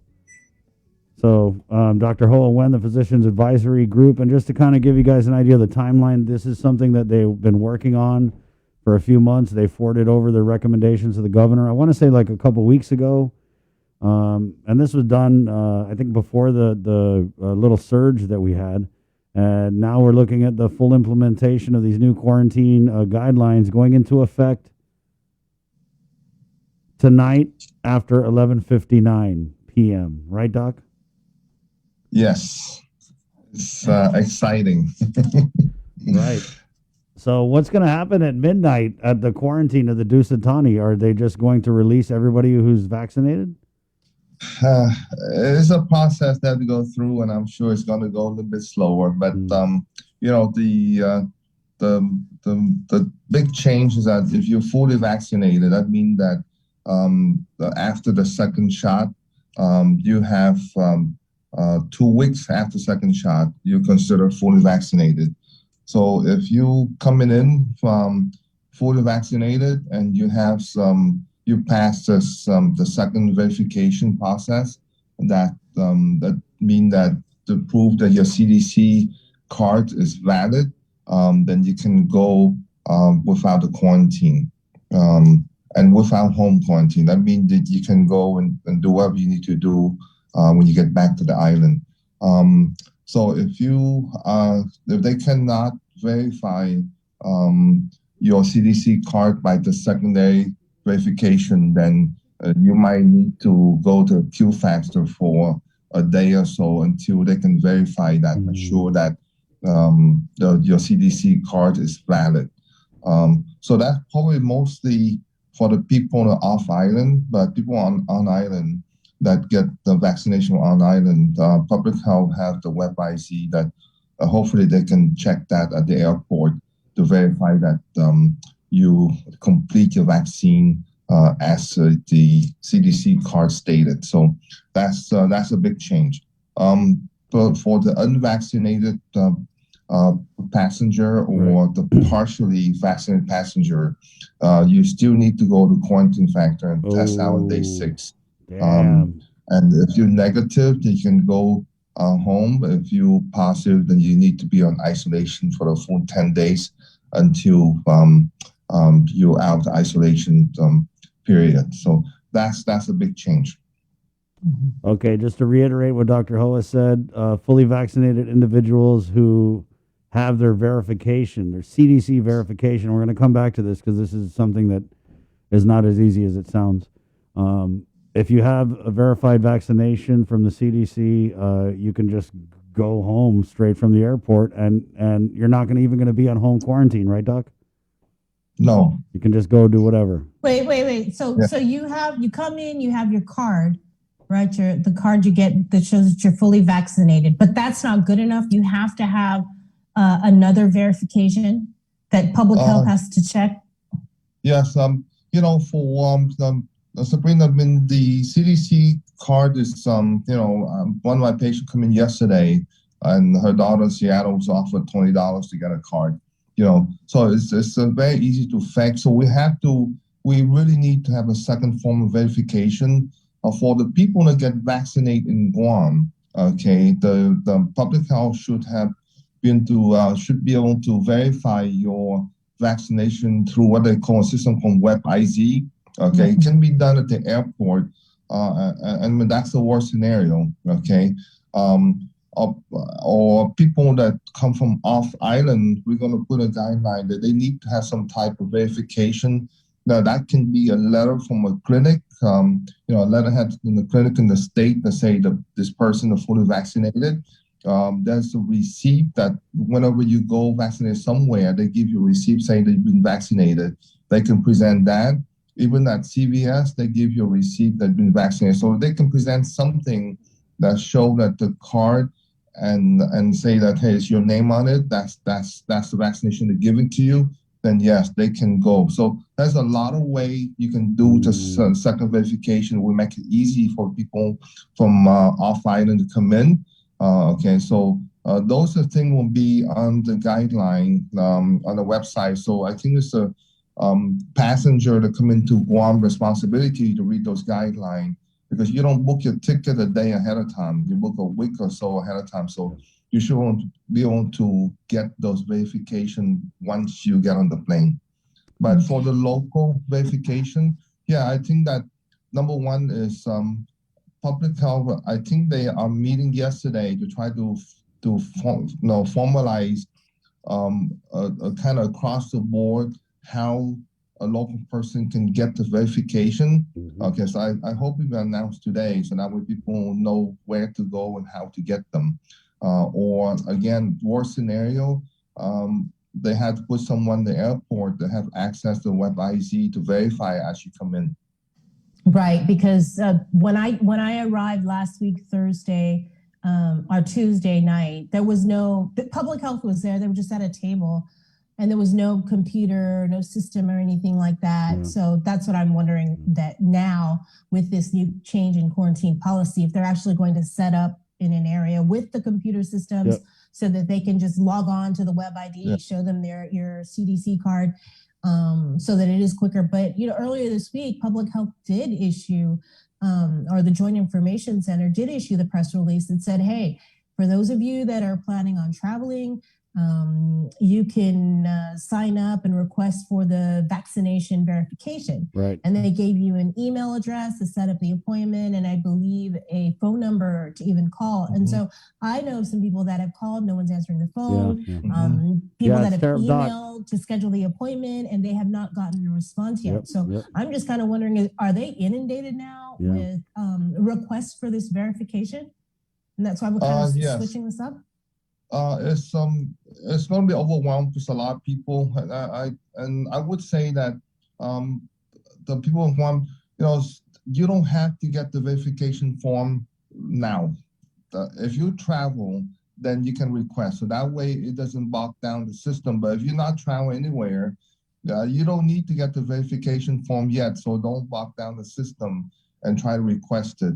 I know that UOG, as of yesterday, they started, if you finish your second dose, that they try to issue a verification at the UOG after second dose when you leave UOG. So it kind of, but that process is starting yesterday. For moving forward, I think until the next few weeks, until everything kind of formalized, I think the best way right now is basically if you're going to be travel, then you have to go to public health and get a form of verification. Right. Or worst scenario is if you don't have time, then as you come back to the island, they have to verify that from the airport. And really that's the part where, if you get immunized here in Guam, I know it's time consuming, but a person at the airport will need to verify that. Doc, so you'll have another table. Just to go back, right? So, for example, those people who got the vaccine at, let's say, AMC, right? And you get the little card pending the whole CDC public health verification. Is that little card, and I'm sorry if you covered this already, we're just getting a lot of questions about it. Is that little card going to be good enough to allow you to bypass the quarantine? No. Wow. No, that little card needs to come in with the secondary verification, Chris. Wow. Yeah, so you can carry that card along secondary verification. You can get that. Again, they will release the absolute guideline on how to obtain the card, I think today or tomorrow. From public health. So I know that they meet yesterday to make sure that the standard protocol and how to obtain the card is standardized across the board. So when you call one person, that they don't say different thing. Yeah, that's interesting, Doc, because we just announced that starting at midnight tonight, people who are fully vaccinated with the verification bypass quarantine, but we're hearing that public health is overwhelmed and totally backed up in issuing these verifications. So that means after midnight tonight, if you're fully vaccinated and you don't have that CDC verification that you're supposed to get from public health that you're not going to get because everyone's trying to get it, then what? You're still going to go into quarantine?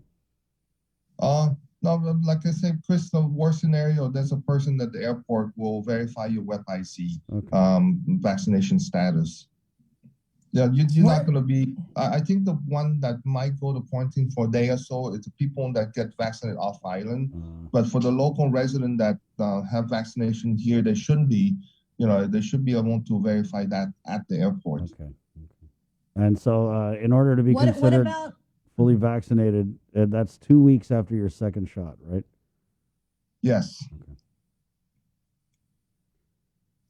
what about at the quarantine facility where there are returning Guam residents that may be in the QFAC and they are fully vaccinated? Is there going to be a computer system there as well? So if they want to get out of quarantine, will they be able to be released? And same thing for people that are in home quarantine.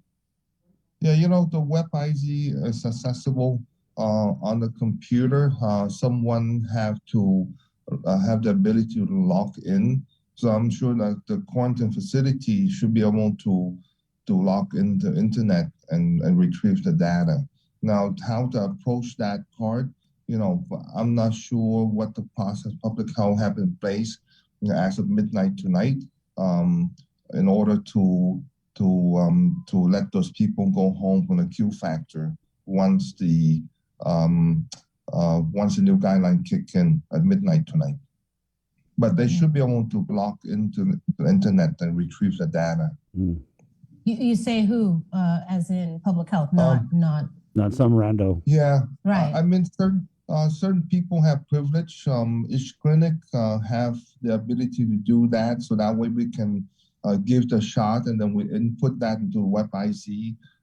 So they designated certain people that have the ability to log in and retrieve the data. So I'm sure if anything else, they will designate a person at the Q factor to do that.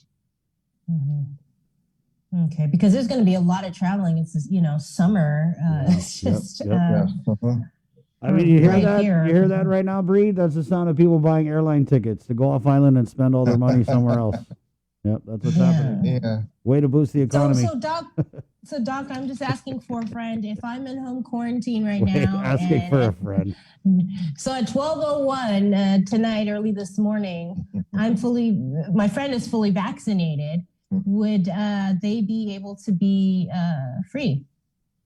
Again, it depends on how backlogged the system is, right? I mean, they're going to have some people need to generate the letter and all that kind of stuff. So I'm sure that even if they meet the criteria, they still need to get that clarification. Verification? Yeah. But what if this person did a whole PSA campaign showing themselves getting vaccinated? Yep, the proof is right there.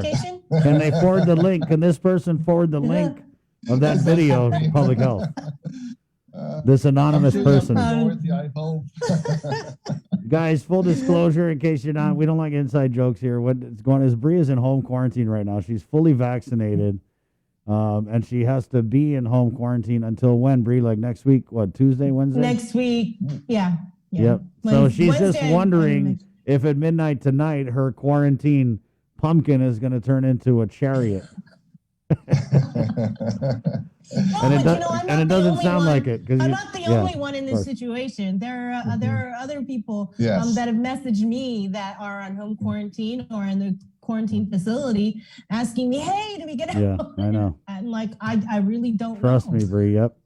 So, Doc, it's really as simple. It's really as simple as someone typing in Sabrina Salas Mantanani on the WebIZ, right? That's how simple it is. But yeah, Bree, that process will be slowly forthcoming, just because again, there's a lot of people that have to get involved. Yep. Tell your friend. But also, I'll tell my friend. But what about people like? There's a question here for someone who lives is coming in through. They got the vaccination, say in let's say Los Angeles, right? And they're coming in. How is Public Health going to verify that? They have to get the verification in Los Angeles, right? Yes, exactly. So for off-island passenger, I highly recommend that they look in the public health guideline on the internet before they come in and see what type of documentation beside the CDC card that they come in, so that way they can present the airport. Now, worst scenario is on the flow chart that Dr. Cabrera was shown to everyone. Is that if you cannot be verified upon your arrival, especially if you're off island, you have to go to the Q factor at least one day for them to have the ability to verify that. And it's a necessary step to do. We know that the fully vaccinated passenger person have a very low likelihood to carry the virus. But again, the card is so easy to fake and to obtain that we need to have a backup to make sure that people don't come in for a card they can get for $20 somewhere. Right. Earlier in the week, you were on and you were talking about this scan a QR code, and you were talking about how that would be offered on the private sector as a way to verify your vaccination. Has that been stood up, or is that still the plan? Yeah, that's still the plan, and I think that by midweek of this next week here, I should be able to roll out the QR code for a kind of soft rollout and see how the system works, and then I think that the system will be fully operable until probably the first week of June. That's something that we discussed in the physician advisory group last night. And it's very important that we stood up a QR code program to replace this manual verification process that we go through. Because once you assign QR code on your phone, you have that up to a year. And you can't lose your phone. More like you cannot. But with the little piece of paper, you can lose that very easy, and you can obtain that a lot faster than the current process that we have right now. And that's something that I'm not quite sure how to push it for public health to use it. We rather use on the private side, but I think that it will benefit the whole population of Guam, just like Hawaii have a QR code for their resident, for inter-island traveling. And we should have the same here in Guam. It's so simple to use. Yeah. It's HIPAA compliant. You don't have no private information there. And if you show your phone to someone, that means that you give permission to check your vaccine status. So that's something we don't have to worry about invade someone's privacy. But it's utmost important that we kind of put everything aside and kind of work toward our goal to make so people in Guam can travel and a lot easier to access this process than what we have right now. So we still want to push it. The physician advisory group, I really highly recommend us to adopt that process as soon as possible. But again, we're going to still pushing it, Brie. There's no excuse not to have it. Right. It's kind of disappointing because I think we had started talking about this, especially with you, Dr. Nguyen, a couple months ago when the vaccination began, about how are you going to be able to, verify people who've been vaccinated. And we're talking about this whole database system. And yet here we are pulling the trigger on a policy with and the guns half loaded. And it's like, well, how are we going to do all of this? And now we're saying, there's a backlog of people applying. And we have a comment. The QR code is not owned by AMC. We have to purchase that from vendor. But again, we rather have the go want to purchase it for the vendor. You can go through emergency procurement. It's not that expensive. It's to do this thing because we have our back against the wall right now, and you got to move somehow. Yeah. There's a comment here, Sabrina. Calling to get a verification for travel is like calling Rev and Tax. So meaning that no one answers the phone. Doc, we also had a question here about fully vaccinated individuals traveling with children. Okay. So Chris, the children will follow their parents. There's no exception that one. The parents are fully vaccinated. And they meet the qualification to go home, then the children will go with the parents. That's the parent's responsibility to do that. So you're not going to take their kids and put them in a cage for 7 days? No, absolutely not. That the children will go with the parents. All right. That's good to hear. Good to hear. Do you have any more vaccination questions? I wanted to ask Doc, the CDC guidance that just came out today about no need to wear a mask anymore, whether you're indoor or outdoor. Do you have any comment on that? If you're fully vaccinated. Yeah, that's Right, if you're fully vaccinated. Yeah, freedom. I think that that is very controversial. CDC does come out sometimes with guideline or recommendation that is controversial. Yeah. But that one is very controversial. Again, to remind people that when you're fully vaccinated, the likelihood that you can carry the virus is and pass on to someone is low. But again, it's not zero. You can still carry the virus, especially if you become symptomatic and you have some congestion, some coughing. I know that your severity of the illness is not there and you will not end up in the hospital. But again, if you're symptomatic, you can transmit the virus to someone beside you. So I think that the guideline of you don't need to wear a mask, it will be retracted. And they did that before. It's just very controversial. And I think for the benefit of everyone around you, especially that when we don't have herd immunity or we don't get to a certain percentage vaccination on the island, I would recommend that, masks still mandate until then. Doc, let's ask you this, because you just said that if you're fully vaccinated, the chance that you're carrying the virus is low, but if you're symptomatic, you could still transmit it to people. So, I mean, when you hear something like that, it kind of makes you wonder, okay, well, why are we just letting fully vaxxed people skip quarantine if that's the case? Are we running the risk of any increased chance of transmission we've got these variants, so how are we addressing that part of this whole public health quarantine modification? Again, everything is based on the data and the study from CDC, and you have about 90% risk reduction if you're fully vaccinated. So I think that the chance of people coming in and people should know, if you're sick, doesn't matter you're fully vaccinated or not, you gotta go get tested. And I think that a year into this quarantine, this pandemic already, people should know that you should get tested if you doesn't matter you're fully vaccinated or not, to make sure you don't have the virus. And we see that in the clinic all the times. And people are fully vaccinated, they're sick, and they come in to get tested. And we appreciate that. Thank you so much for doing that. So, Chris, it's based on your responsibility, right? Everyone had to do their part in the community, but we cannot be,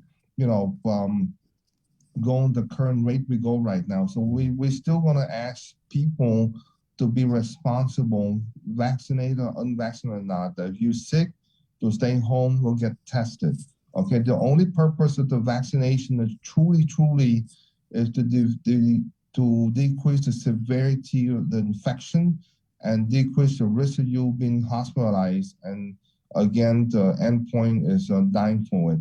And that's, again, to remind people, that's the main purpose of the vaccine program, is that, cut down the severity and cut down the hospitalization. That's the main two. Right. Doc, okay, so it's not, okay. We had a couple of questions here. Up to what age can kids skip quarantine if their parents are fully vaccinated? Well, I think anything minor, anyone below 18, Chris. Okay. That's the definition of minor. Thank you. And then also we had another one here. What about passengers coming from the CNMI? Passengers coming from the CNMI, just the same thing.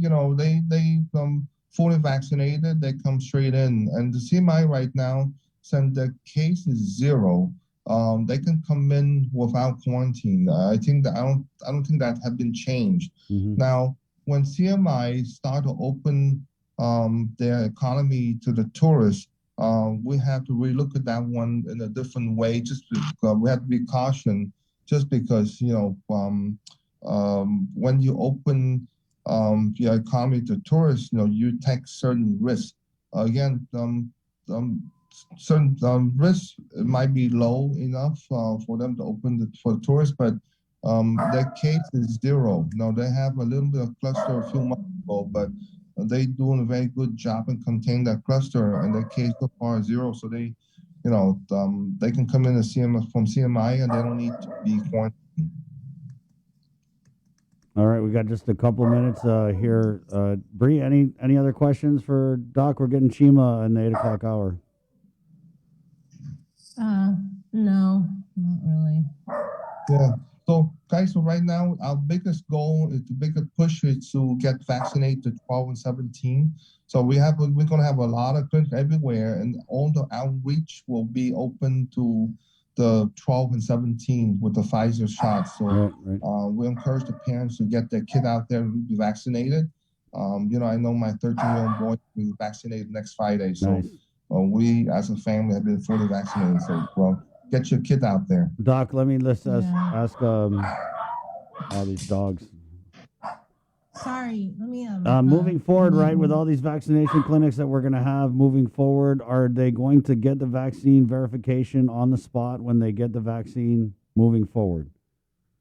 One shot, if you are fully vaccinated, Chris, and it's not going to be available to all the pots, okay, that out there. But at least I know UOG have the manpower to do that. So I know that at AMC, once we and GRMC, once we get the digital platform coming up, we will issue the digital platform for the QR code at the site once we get that rolled up. Thank you, Doc. You're welcome. All right. Okay. Have a good day, guys. You have a great weekend. Okay, bye-bye. There you go. Hey, real quick break, and we're coming back on KUAM TV next on The Link. Learn more about our We got your 6. At 6 a.m. with The Link on Breeze 93.9 FM. Bree and I connect you with all the latest news and information you need to know to start your day. Then check back with Guam's news leader at 6 p.m. for the day's top headlines with KUAM News Primetime. From 6 a.m. to 6 p.m. and everything else in between with KUAM Digital, we got your 6.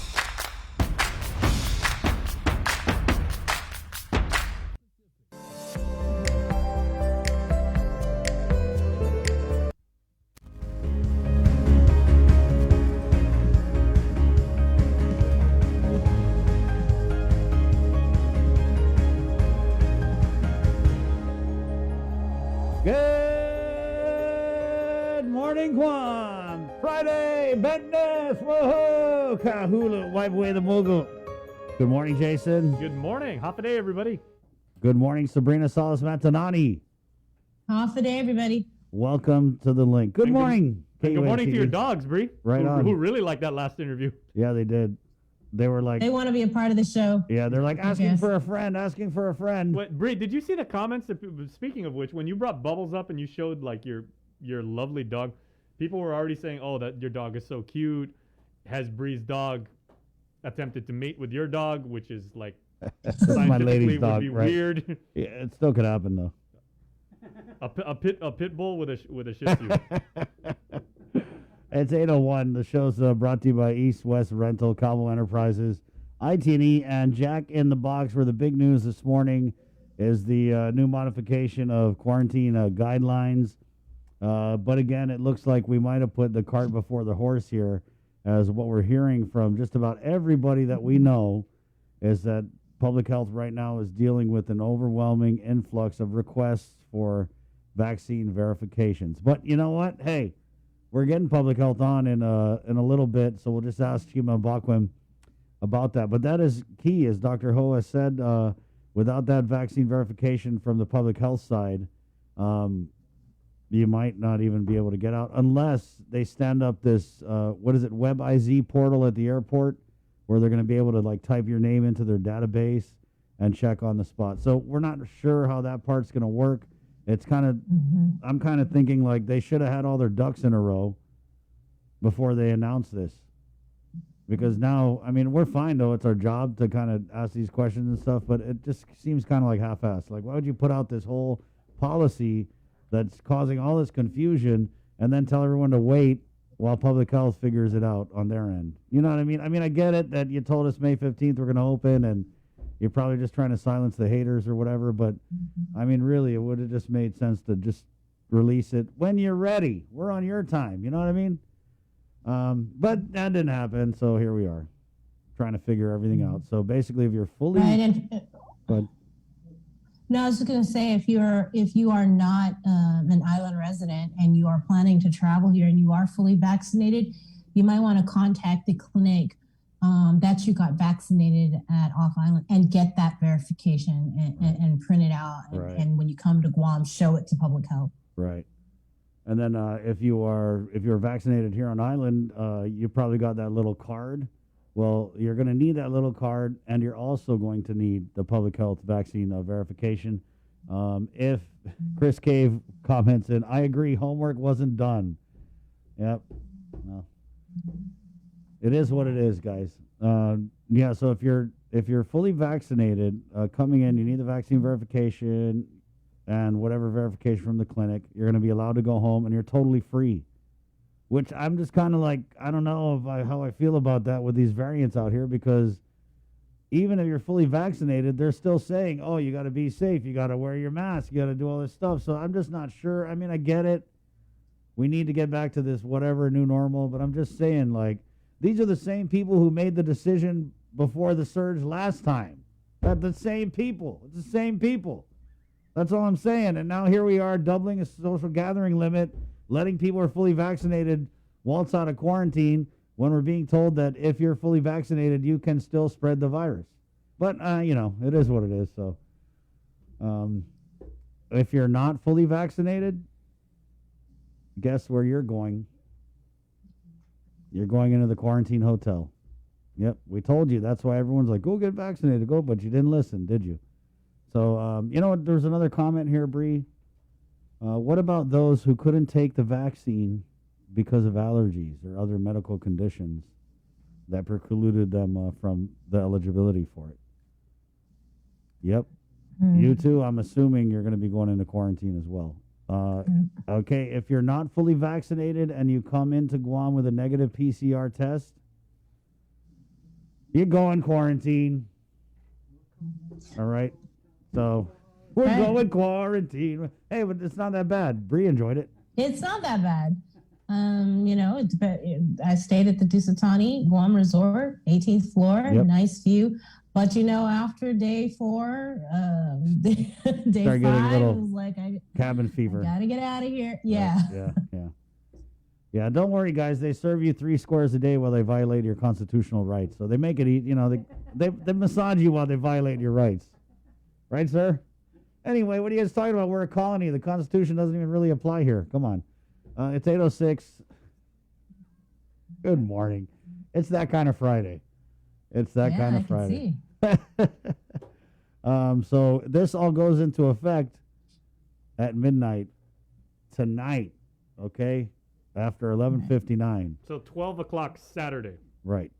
12:01. 12:01.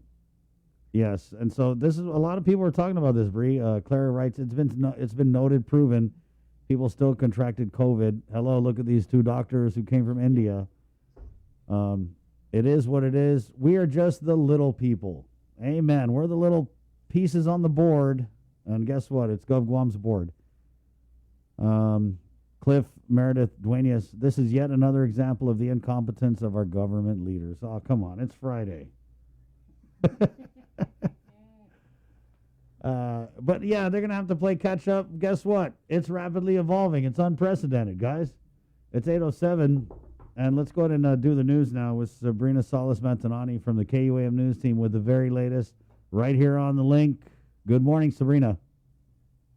Off it, everybody. Good morning. The Centers for Disease Control and Prevention made a major announcement this morning during a briefing for the White House COVID-19 response team. CDC Director Rochelle Walensky announced the agency is easing mask wearing guidance for fully vaccinated people, allowing them to safely stop wearing masks indoor and outdoor events.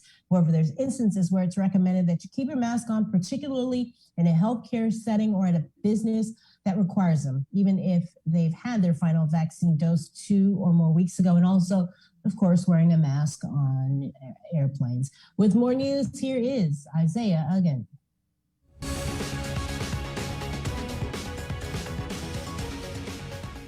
Hafa good morning, everyone. Guahusi Isaiah again with your headlines here on the link.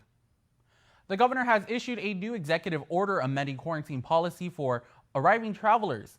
Effective midnight, all incoming passengers who may have been fully vaccinated with an FDA-approved COVID-19 vaccine authorized for emergency are not subject to quarantine.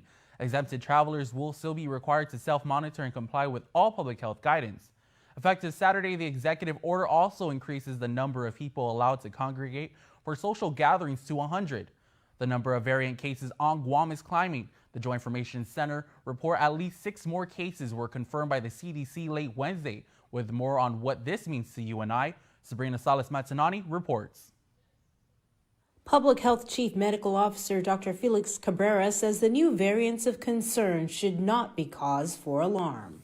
But here's the key part here is that it's also very well known that all 3 of our vaccines are very effective against the UK variant, as well as the California variant. And then the South African variant, especially the Moderna and the Pfizer, is very effective against the South African variant. Genome sequencing conducted by the CDC determined that 4 of the samples were identified as the UK variant, 1 was the California variant, and 1 South African variant. The COVID samples were from March and April. Basically, to summarize, what this new report shows us is that what's new, basically, is that we now have a confirmed case of the UK variant in the community, and we also have a new case of the South African variant identified in quarantine facility, but no evidence of South African in the community. According to Dr. Cabrera, the new variants of concern and the 17 positive cases reported by the JIC Wednesday night will not have an impact on plans to move forward with changing quarantine protocols on May 15th. This is attributed because of Guam's high vaccination rate. If you are vaccinated, this news is, almost means nothing to you personally. It may mean something to family members that you may have that are not vaccinated. So please encourage them to get vaccinated, because that's what's being shown here is that there hasn't been a single variant that has shown to not be susceptible to vaccines. In total, 16 variant cases have been identified on Guam. Up to 40 FSM citizens who have been stranded on island because of the COVID pandemic will begin making their way back home.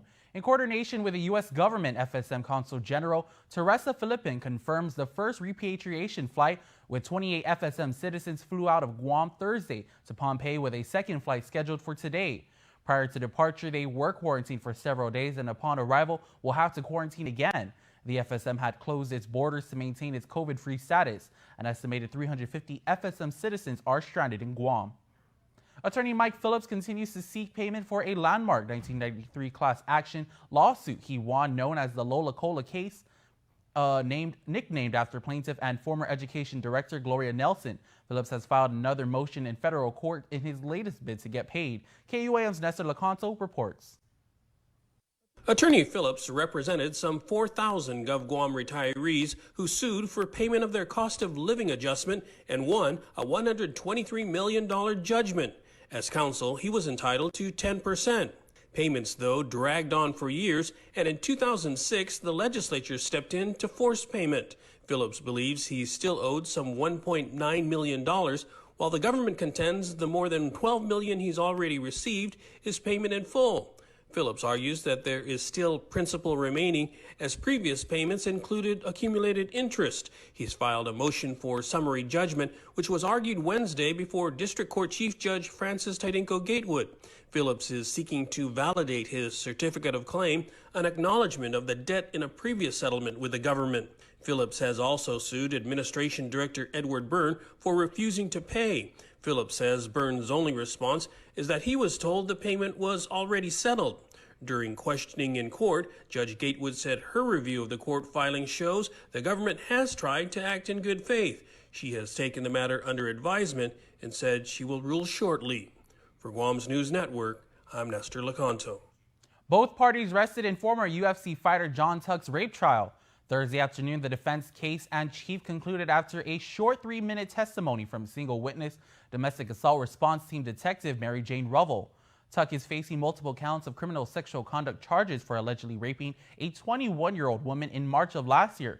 The alleged assault occurred behind the Weston Chapel in Tumon. Within days of the incident, the victim was interviewed by Detective Ruvel, in which defense counsel Randy Cunliffe recalled her to the stand regarding a specific portion of the written police report. During that interview, do you recall whether Ms. stated that she heard a male voice asking Jonathan Tuck for his autograph? Yes. Did she seem unclear about this incident, that someone asked him for an autograph? No, she just heard. Just like to confirm, ma'am, if you were able. It was noted in court that the victim testified that she did not recall seeing or ever reporting someone asking Tuck for his autograph prior to the alleged assault. During cross-examination, Detective Ruvel testified that the victim was emotional and traumatized throughout the interview. Closing arguments are set for this morning at 9 a.m. Although contained firefighters from the Guam Fire Department, Navy Federal, Anderson, and Guam Airport Fire spent Thursday trying to extinguish the deep-seated fire at the warehouse on Guerrero Street in Harmon. As we reported, the fire was called into 911 at around 4:40 Wednesday morning, and throughout the day, several units worked to fully put out the fire. According to GFD spokesperson Charika Chargaloff, because the unoccupied warehouse was packed with various items, papers, and even furniture, it has made it extremely difficult. DPW has had to come in with heavy equipment to assist. Chargaloff does ask that the surrounding areas continue to minimize water usage. She also adds that Wednesday night, a GFD firefighter suffered heat exhaustion, was transported and then later discharged from the Guam Memorial Hospital. As for the extent of the damage and possible cause of the fire, President of DeWitt Guam, Corrine Birking, said DeWitt has no comment at this time as the fire is still under investigation. That's the news for now. We'll see you all at 6 tonight on Primetime.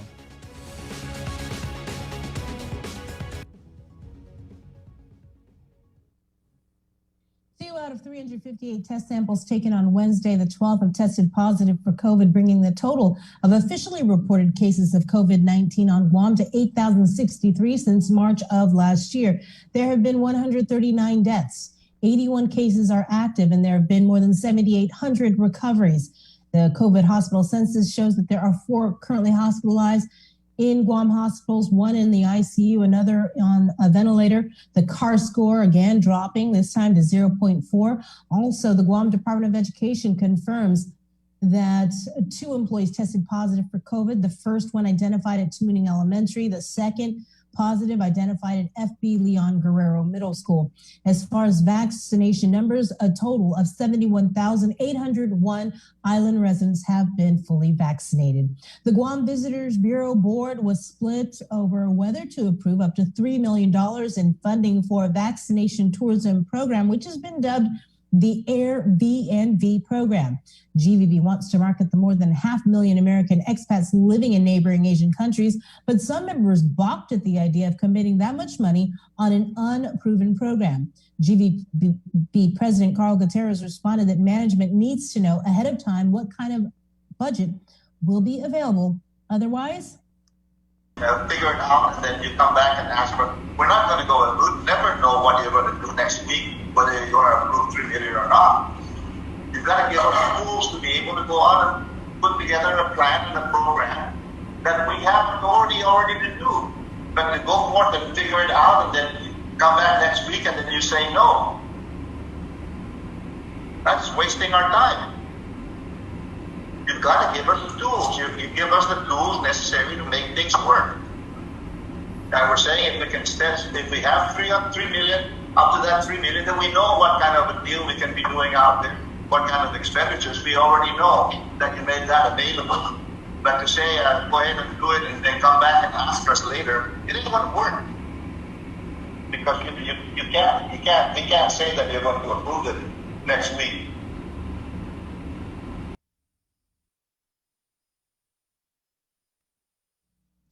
and with your sports link, here is Dave Delgado. Sports Link. Brought to you by Cure Alkaline Water. FD came out the gates hitting shot after shot against Ukadu. The Friars went on a 15-0 run before the Bulldogs would score their first points of the game. Jeremiah David with the 3-point shot. Matthew Santos feeds big man Daryl Robles inside the paint. Friars up 21-4 after the first quarter. FD played to their size advantage. 7 different players scored for the home team early. Santos goes up with a shot off the backboard. Blaze Atta with steal goes coast to coast for the right-handed layup. Ukadu only hit 1 shot after multiple possessions. Jose Suarez with the nice assist. Elijah Garrido finished the game with 6 points. He goes baseline. Hang time with the pump fake to avoid the defender. Bucket off the window. 36-10 FD at the break. Atta saves the ball from going out of bounds. Kane Santos with the reverse finish. Friars held it down on their home court for the 63-40 win. Daryl Robles led all scorers in the win with 16 points. Blaze Atta finished with 14. Kane Santos chipped in with 10. Rylan Cahigo led Ukadu with 12 points. Teammate Mark Carriazo added 8. FD's boys soccer team were in action a few hours later. The Friars played against Harvest at the GFA field. FD attacking Harvest at the start of the whistle. Nainoa Norton with the first shot slips on the kick as Traven Kai comes up with the save. Off the corner kick, Norton's shot goes wide left. Another corner kick here. This time, Daniel Glasscock is off on the header. Friars again with back-to-back shots, but no good. Kai scoops up the low kick. Harvest got their first good look at the goal off a free kick that sailed wide left. Friars picked up the win, scoring 5 goals in the second half. E.J. Sablon scored twice. Gavin Baker, Daniel Glasscock, and Nainoa Norton also scored in the win for FD. St. John's and Notre Dame opened up their 2021 IIAG girls volleyball season at St. John's. Tylee Shepard with the ace. Shepard tied the game at 19 in the first set with back-to-back aces. Ostia Mendiola's kill put the Royals ahead 21-20. St. John's led 26-25 after a huge rally that put the limited number of fans in the gym on their feet. Manami Rabago scored twice to give ND back the lead 27-26. ND went on to take the set 28-26. The second set went the distance and then some. ND regrouped and went on to score 4 points for the 29-27 second set win. Notre Dame led 20-15 in the third and went on to take the 3-set win 25-17. Custom Fitness presents Special Olympics Hagen Exhibition 2021, held at Custom Fitness in Antigua. 24 Special Olympic athletes partnered up with members of the judicial and legal system for their annual Guam Law Month. We have some judges, justices, probation officers, marshals, clerks, and so that's just super special. It's very historic for us to partner up with the Special Olympics today. They want to make the world a better and more joyful place, one athlete, one volunteer, and one family at a time, and we're happy to be part of that. The exhibition introduced different exercises to the athletes. The workouts can be done at home. Cam Lorenzo says Special Olympics Guam is extremely grateful for the opportunity to join the annual event. Special Olympics Guam is extremely happy that the Guam Bar, the judicial system, has asked us to join them as a part of this Law Month Hagen event. We're extremely happy to be a part of this. We're trying to push home activity with them, something they can train at home, something they can learn at home or do at home, so to keep them active. Custom Fitness has hosted the Hagen event for the past several years. Their facility is equipped with the latest workout machines and top-notch trainers. We split them into about 3 groups, and for every athlete, they're going to have 3 different events today. The first one is going to be a cardiovascular test with a rowing test. The second event is going to be a kind of a balance and coordination with some obstacle course, and the third one is basically a fun game with the target practice. One of the things that I wasn't aware of was the number of attorneys who have children with special needs.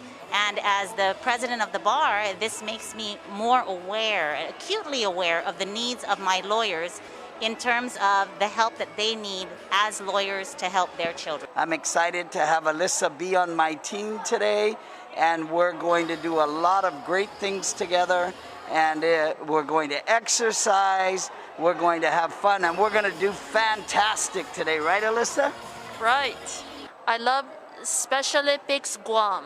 A ribbon-cutting ceremony was held yesterday morning for the Athletics Hall of Fame conference room at UOG. Sports memorabilia from the University of Guam's past will guide the next chapter of Triton Athletics history as it decorates a newly dedicated conference room in the Calvo Fieldhouse.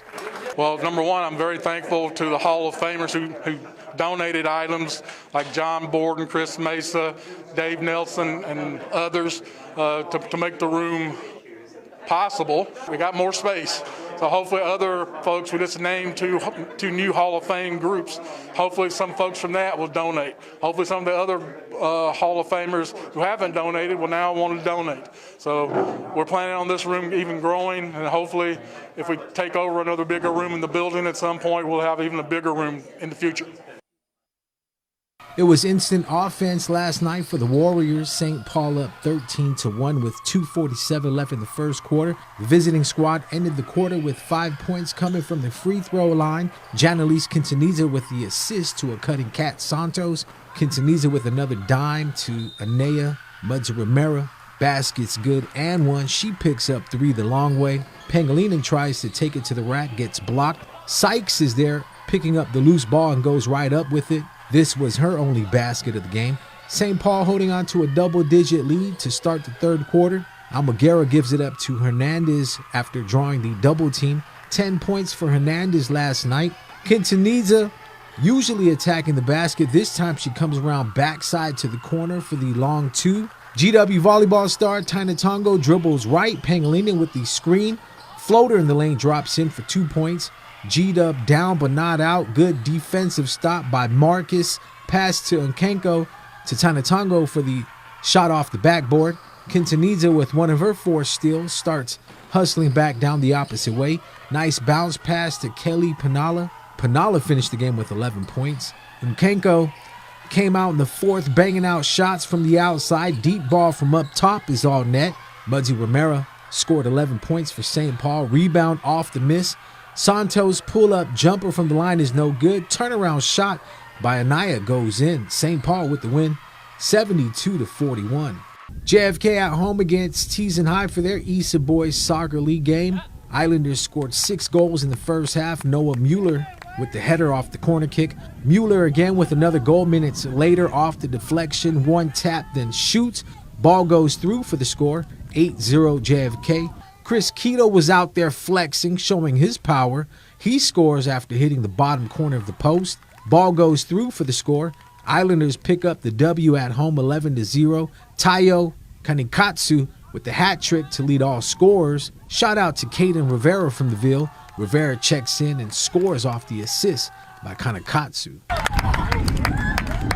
Congrats to Guam surfer Jared Gogui for winning the Western Surfing Association Open Men's Shortboard title. Gogui beat out 40 other competitors at the comp held in Huntington Beach, California. Jared says it was a tough win after re-injuring his knee prior to the contest. He adds that he was stoked to compete and give his best representing Guam. GW is now 4-1 on the season after their 15-4 win over the Notre Dame Royals. The Geckos used a 3-run second inning at bat to take the lead 6-3 heading into the third. The Purple and Gold brought their stick, scoring 3 runs in the third and 6 in the fourth. Ashton Tatau rips a shot to center field. Jonah Pareto getting around the bases in full stride. He got some help from his defense. Check out the diving grab by first baseman Jace Gumatau, tracking the ball the entire way. Geckos pull off the double play to Tautau to Javen Pangilinan to Gumatau. Geckos get out of the inning. Franklin Annette likes what he sees heading into the dugout. Here's a deep shot to center field by Andy. Jeremiah Sablon gives chase and runs into teammate Hoban Lizama. Both guys would be all right. Grounder to third. Franklin Annette with the laser to first. Right on target with the heat. Slush Wheezy on the track. Deuces. CJ Tenorio with the hard shot to short. Advances the net to second. 2 on for Aiden Gumatau, who loads the bases after getting on safely with the bunt to first. Bad throw to third. Everyone's safe. Hoban Lizama grounds out to first but scores in the net from third base. Jonah Pareto rips the grounder to third and beats the throw at first, scoring Jaden Duenas.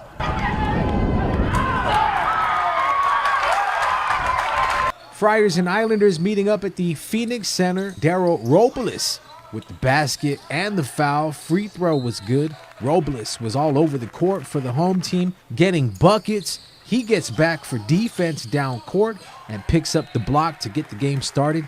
8-0 run by FD. JFK went on a 10-3 run but still trailed 21-15 after the first quarter. Amram Yobe was sidelined with an injury in the second quarter. Friars attacking the inside, scoring 14 points in the paint. Blaze Atta, corner three. Drano. Yobe came back in the third quarter and scored 7 points. Pull-up three rattles in. Amram was the man cooking it up. Another pull-up three from well behind the yellow line drops in. Foul and 1 4-point play. Islanders come to within 8 points, down 50-42.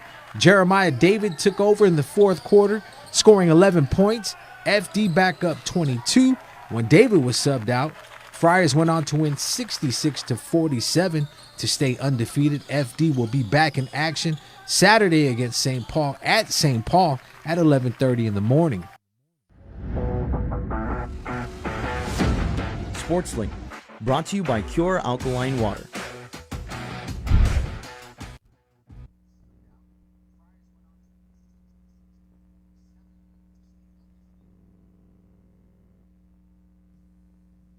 Public Health has begun immunizing 12 to 15-year-olds using the Pfizer vaccine. This after the FDA and CDC earlier this week approved their eligibility. Isaiah Uggan spoke with the island's first 13-year-old to get vaccinated against the coronavirus at the OG Calvo. All right, you're gonna feel smallpox.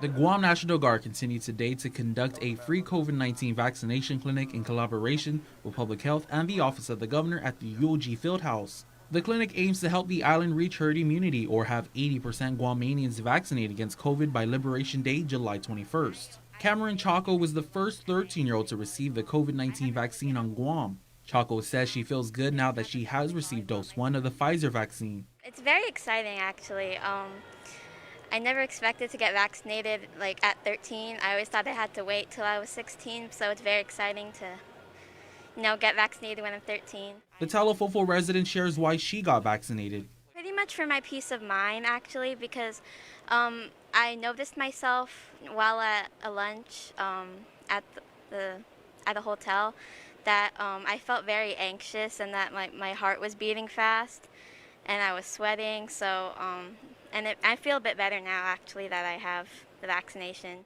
The McCool student encourages her fellow peers to get the shot. I do recommend people to get vaccinated because I really want to end this nightmare of a pandemic as quick as we can and get back to our normal lives so that we can all, not have to wear masks everywhere and social distance and be cautious everywhere we go. We also spoke with her mom, Captain Denise Chargaloff, who expressed how she feels knowing that her kids were willing to get the COVID vaccine immediately. It makes me happy because I'm noticing that, that she's noticing what I'm doing and how that's helping to impact the island in a positive way. Reporting for Guam's News Network, Guahusi, Isaiah Uggan. With tomorrow news, here is Ken Concepcion. Buenos napadays to get something to sa morgan ni KUAM News. Presenta ni Familia Mizo gi First Hawaiian Bank.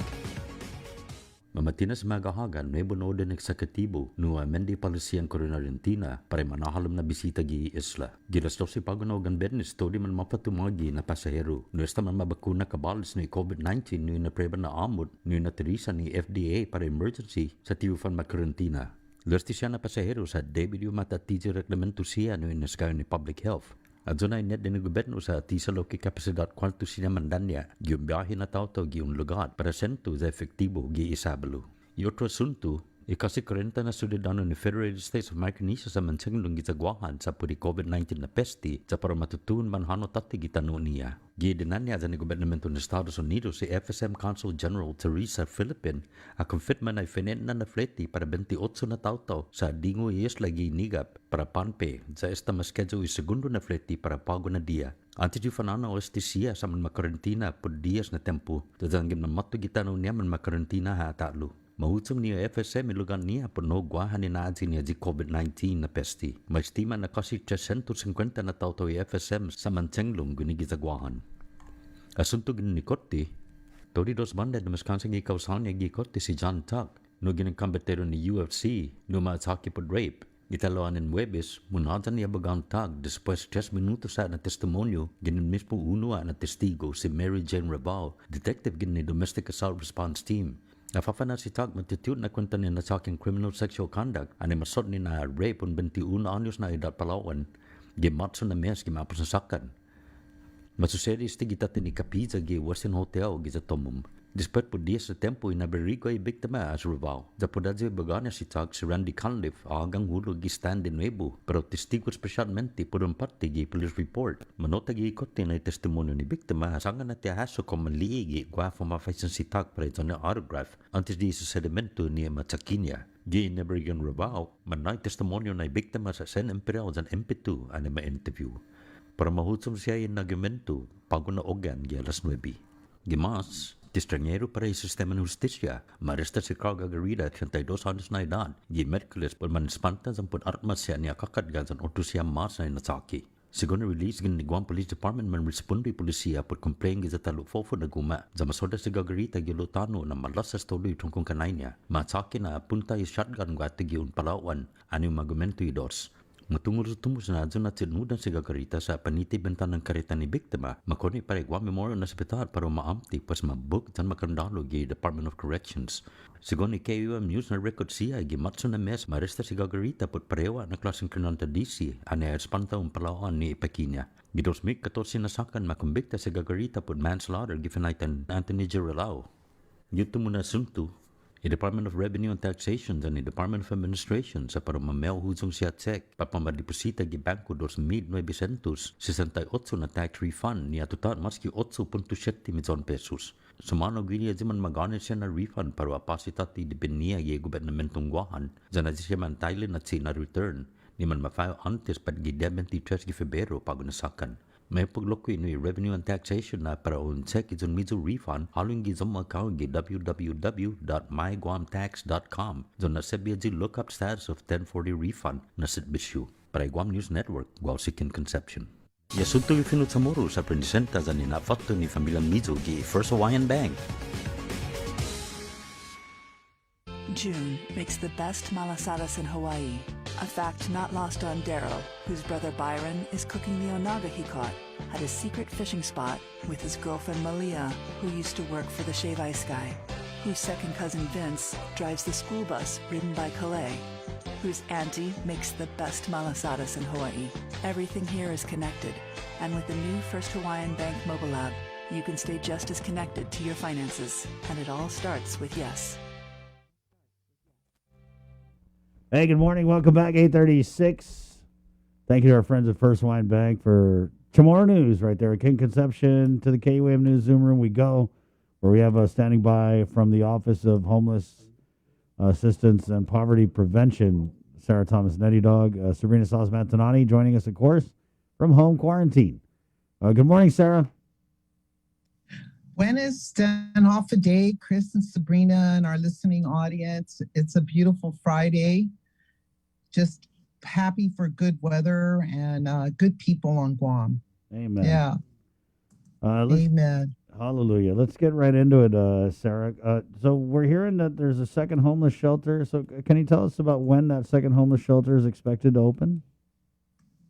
You know, right now we're actually looking at an underserved or underserved group of individuals. That would be our singles, because right now Global Dorms is targeting families, of course, right? Priority is families, you know, singles or couples with children. So we're looking at the population of single people. We have approximately 34 that we've identified that we are looking for alternative placement for them. I mean, a place, just an emergency shelter designed for singles. And that's really, you know, what we're working on in this next couple of days. And prayerfully in about a week, we'll have something. In the meantime, we try to stay close and see what we can do to help support them. But we have identified approximately 34 individuals. So that's really, perhaps what people are thinking is the second shelter is taking a look at accommodating or making sure that our singles are safe from COVID and from other, other dangers that being, living out in the street. I'm not. Go ahead, Sarah. Yeah, Chris sorry, is just Sarah. talking. Clarification that you guys are in. What would you like me to clarify there? You were mentioning how you guys are working with 34 singles. How did you identify those 34? Some of them presented at Global. They came in, but Global advised them that there were no rooms available. I mean, right now, Global has like 159 people. That's really a lot of people in 39 rooms. So that's one big thing as well, is we don't want to get to the point where, we have too many people in a room or what. It's just unsafe to do that. So we're looking at those numbers as well and seeing what can be done to help encourage the provider, the managers of Global is Catholic Social Services. So our role at OHAP is to provide support and guidance to them as best we can. They are independent contractors and they are carrying out their responsibilities. So, one of the things that, we're trying to do is work with them and identifying what those gaps and barriers are, what those problems are, so that if we need to develop additional programs, we will. So again, one of them was the fact that there are approximately 34 singles that were either presented at Global or through outreach efforts were identified. And again, just going back to this, is it actually a second shelter for singles, or you guys are going to just place them in different, locations? We're probably, because emergency shelters should be like one site, so that the screening, the health screening, the behavioral health screening, and the assessments can be done, and that's the whole idea of emergency shelters, is not to them stay for a long time, but to do an assessment of what their needs are and get them into the proper programming. And of course, the goal being permanent housing, right? That's what we all want to see, is permanent housing for everyone. So where's the second shelter for singles going to be located? That has not yet been determined. We are on the hunt. I'll tell you, the one thing that I've become painfully aware of in the last few weeks is that we really do, have limitation of places where there's, several rooms or in one place. And that's hard. That's appropriate for this kind of program for emergency shelter. So anyway, that's not yet been determined. And I hope like in another week, I could tell you something more, because, every day is difficult for a person who's living out in the streets, and we don't want that. We want to avoid that as best possible. So we're on it. For the families that are currently at Global Dorms, and just Global Dorms itself, how successful have you guys been in moving some of these families into more permanent housing? Well, again, this is the program of Catholic Social Services, and they're, I believe they're doing their best to get people out of there. I know that just recently I found out that there was one family that had exited, that had been there for several months. So I think with the pandemic and with, difficulty finding permanent housing, those are real challenges.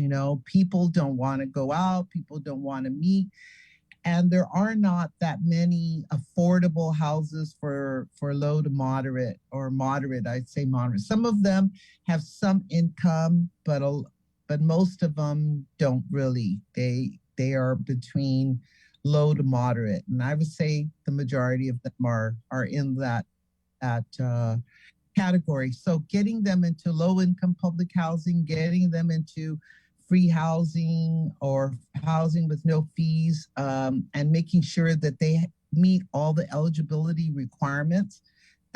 Those are some of the challenges, is getting the documentation and moving them along. And we do need more social workers down there to move them out into permanent housing. So it's not going as quick as we would like. It's moving, but it can certainly go faster. And there are constraints. Sarah, what about when the governor lifts the public health emergency? What's going to happen to these shelters?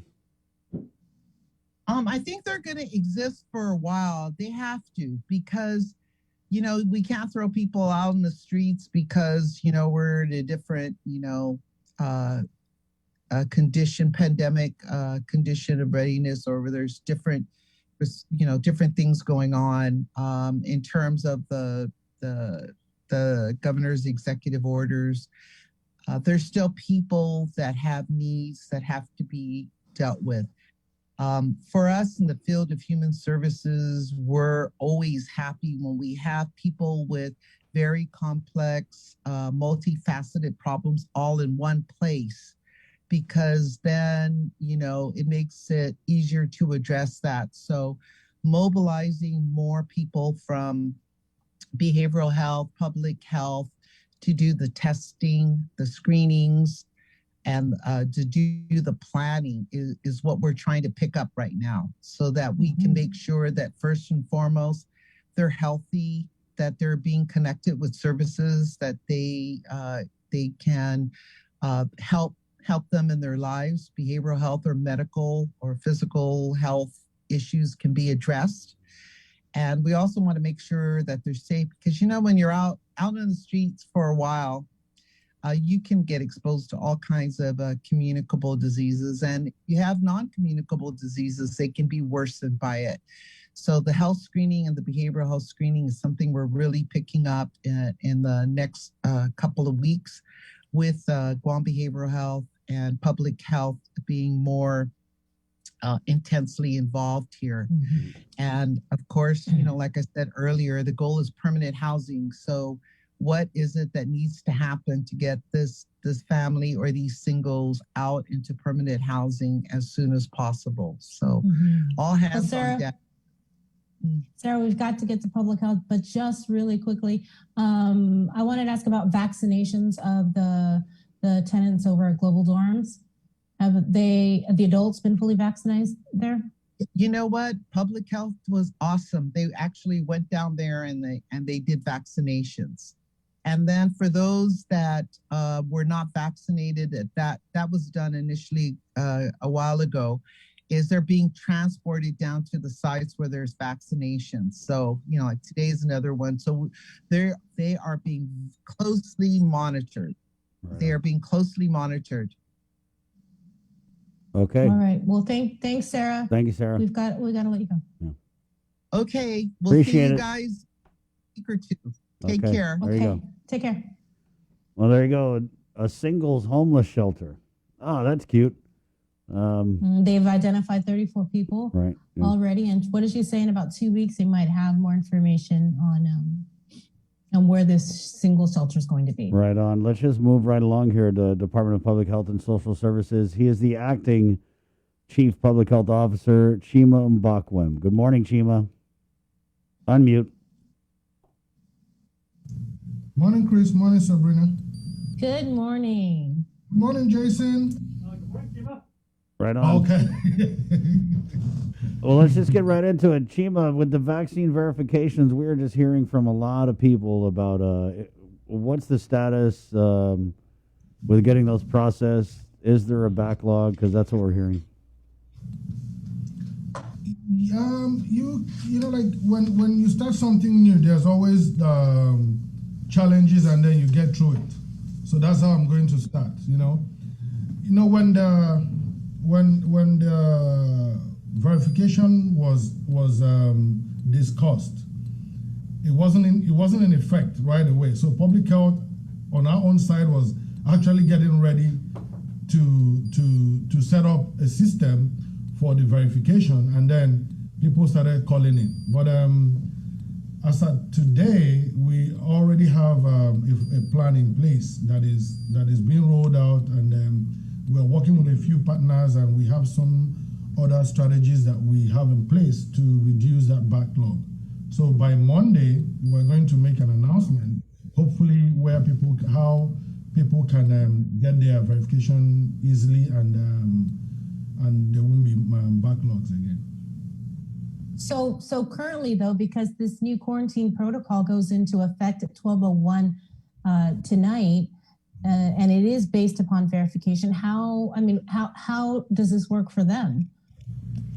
For the inbound passengers, right, that are from Guam, that is public health going to be stood up over at the airport with their computer and can easily verify whether or not someone from Guam returning to Guam has been vaccinated? Yes, I hope I'm not jumping the gun, because I just came out from a meeting with my director, and that was jumping the gun is issuing an executive order without guidance.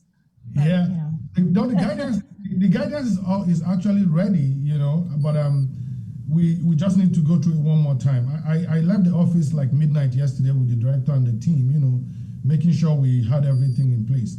And then the legal counsels are looking at it one more time before we put it out there, because what we found out is that over time, the mistakes in the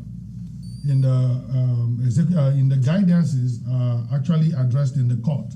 So that's how we find out that maybe we just didn't dot an I or cross a T.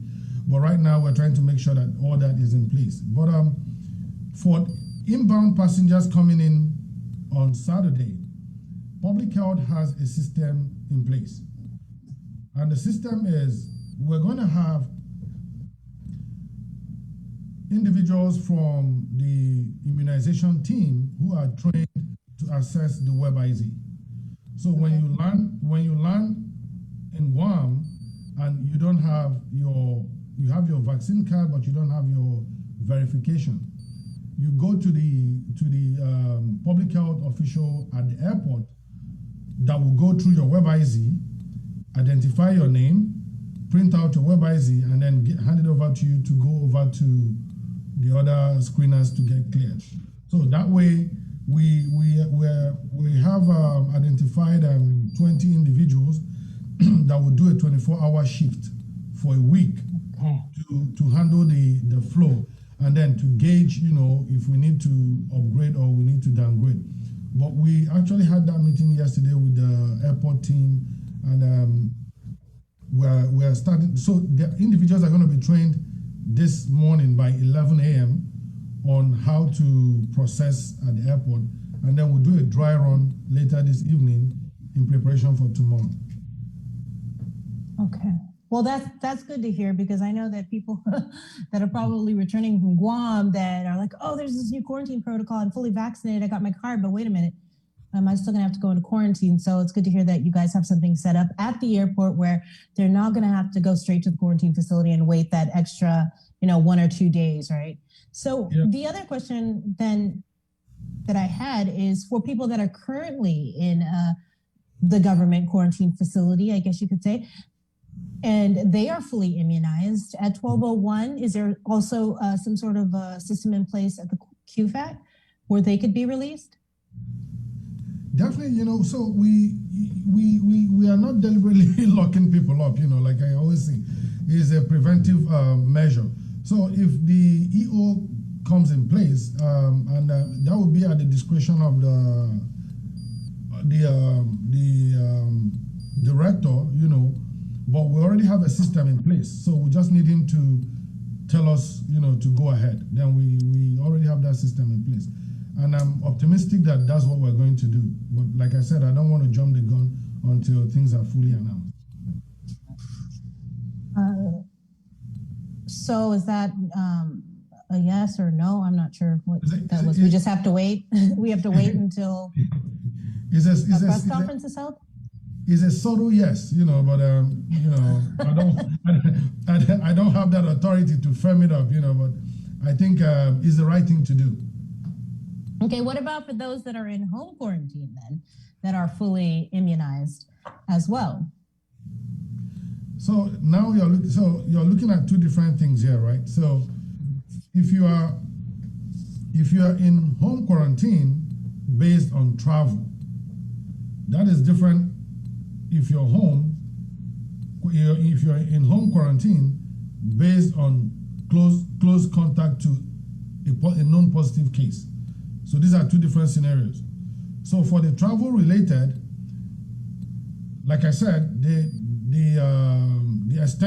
might get the extension of that release, based on vaccination, but also are identified as close contacts to active cases will not be allowed to leave quarantine. So these are two different scenarios. Yeah. All right. So just for clarification, because there was some background noise, if you are on home quarantine and after recently traveling, you completed your 6 days at the government QFAC facility, you tested negative, you're in home quarantine, you might be eligible under the new quarantine protocols. If you're fully vaccinated, you would be able to be, I guess you could say, released from home quarantine. But if you are in home quarantine because you're a close contact to an individual that tested positive, then no go, even if you are fully vaccinated. No go, yes. Even if you're fully vaccinated? Yes. Okay, got it. All right. So then will that be in the public health guidelines when it comes out, whenever public health releases it? Those sort of clarifications. So, the guidance is addressing the future, not the past. So the guidance is where we're going to. So if we're looking at it retrospectively, we're going to now put into consideration those who qualify based on the new guidance. So that's what we're looking at. So if you came in maybe on Wednesday, you're fully vaccinated, you're in the quarantine, and then the new guidance is released. The chances of you being released from quarantine is high, right? Based on the new guidance. So that's how we're looking at it. But it's something that I have to wait to be announced. But all these are in good faith, to do what you're asking, and we know that, and we are working towards that. But that won't be part of the guidance because the guidance is looking forward and not looking backwards. Okay. Do you know when this guidance is going to be released? Because there's so many people who have so many questions. And yeah. So we worked on it until midnight or this morning before we left, and the director is actually in a meeting, so maybe it will be signed before noon today. If everyone, the legal councils are reviewing it, and then the public health reviewed it yesterday. So we're just trying to make sure that we get it right. We're looking at the legal implications. We're looking at the public health, and then we're looking at public health and population safety too. So we're trying to make sure that we balance all that before we release. Okay. So Chima, because we have you, we know we talked to Dr. Hoa earlier, so I wanted to kind of go through some of the questions that our viewers had with regard to, if I am fully vaccinated and I arrive on Guam and I have the verifications that have been requested of me by public health, but yet I have a minor and I have my child traveling with me, are we still good to go to bypass quarantine, including my kid? Okay, that's not vaccinated. So we're looking at the scenarios there. So you're fully vaccinated, your child is not vaccinated, and you're arriving to Guam at the airport. Yeah, you're going to go home, yes, but your child will be in quarantine at home, you know, or your lodging, yes. But we're not going to put you in the government quarantine based on your child. But your child is going to go home with you and be quarantined at home. Right. Chima, we also have one here from Francisco. I've emailed public health and no one has responded. Okay. So, Chris, you know, we hear this and we try to address it. As at yesterday, we had 900 emails. As at 8 a.m. when I had my meeting with Annette Ogon, they had 900 emails that morning, and nothing changed from their staffing.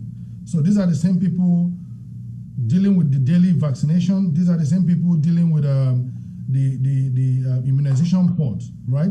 So that is number one. Number two, you have 10 phone lines that people are calling these 10 phone lines at the same time.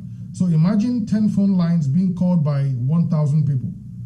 You know, you can continue calling until you get the chance. So we identify all these challenges and we're working around it. So yesterday I actually had a discussion with the team about how to provide more manpower and more email addresses. So we're actually collaborating with UOG, the call center. Already they have 5 individuals supporting us, and then they gave us 5 phone lines.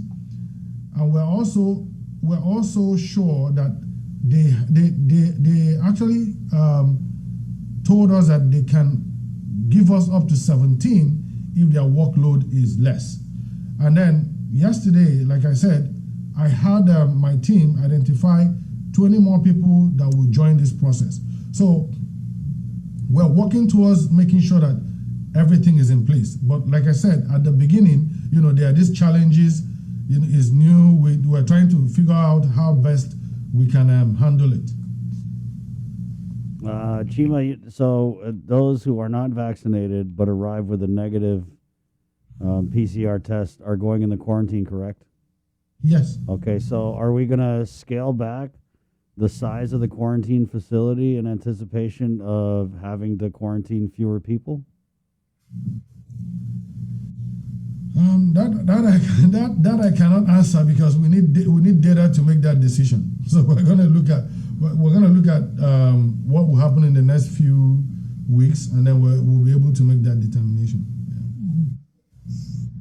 Chima, I wanted to ask, like, if you are not from Guam, but you are coming into Guam and you have to have that the verification, right? If you're fully vaccinated, how is public health going to determine whether or not the verification that they received is actually legit and it's not fraudulent? Okay, so let's imagine you work for the Department of Defense and you are a TRICARE patient. Your immunization record is unique. So you get your vaccine card, which is the CDC issued vaccine card, or a receipt from a pharmacy that actually the pharmacy where you got the dose of your vaccination.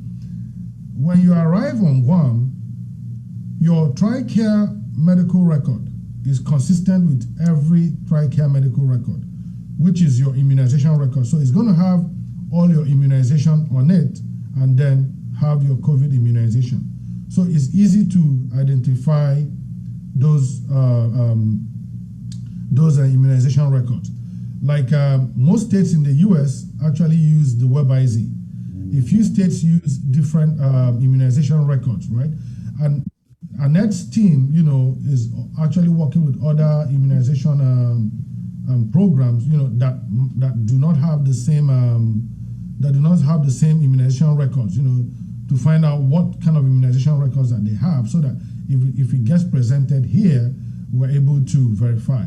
And I can take you back a little bit. When we started the quarantine for individuals coming in with negative test result, we were initially challenged because we got a lot of different test results, especially from California, that did not have the requirement that public health needed to allow people to come in. And what we did was we directed these individuals to the quarantine site, but called those health departments to confirm that those individuals actually had their test in those places.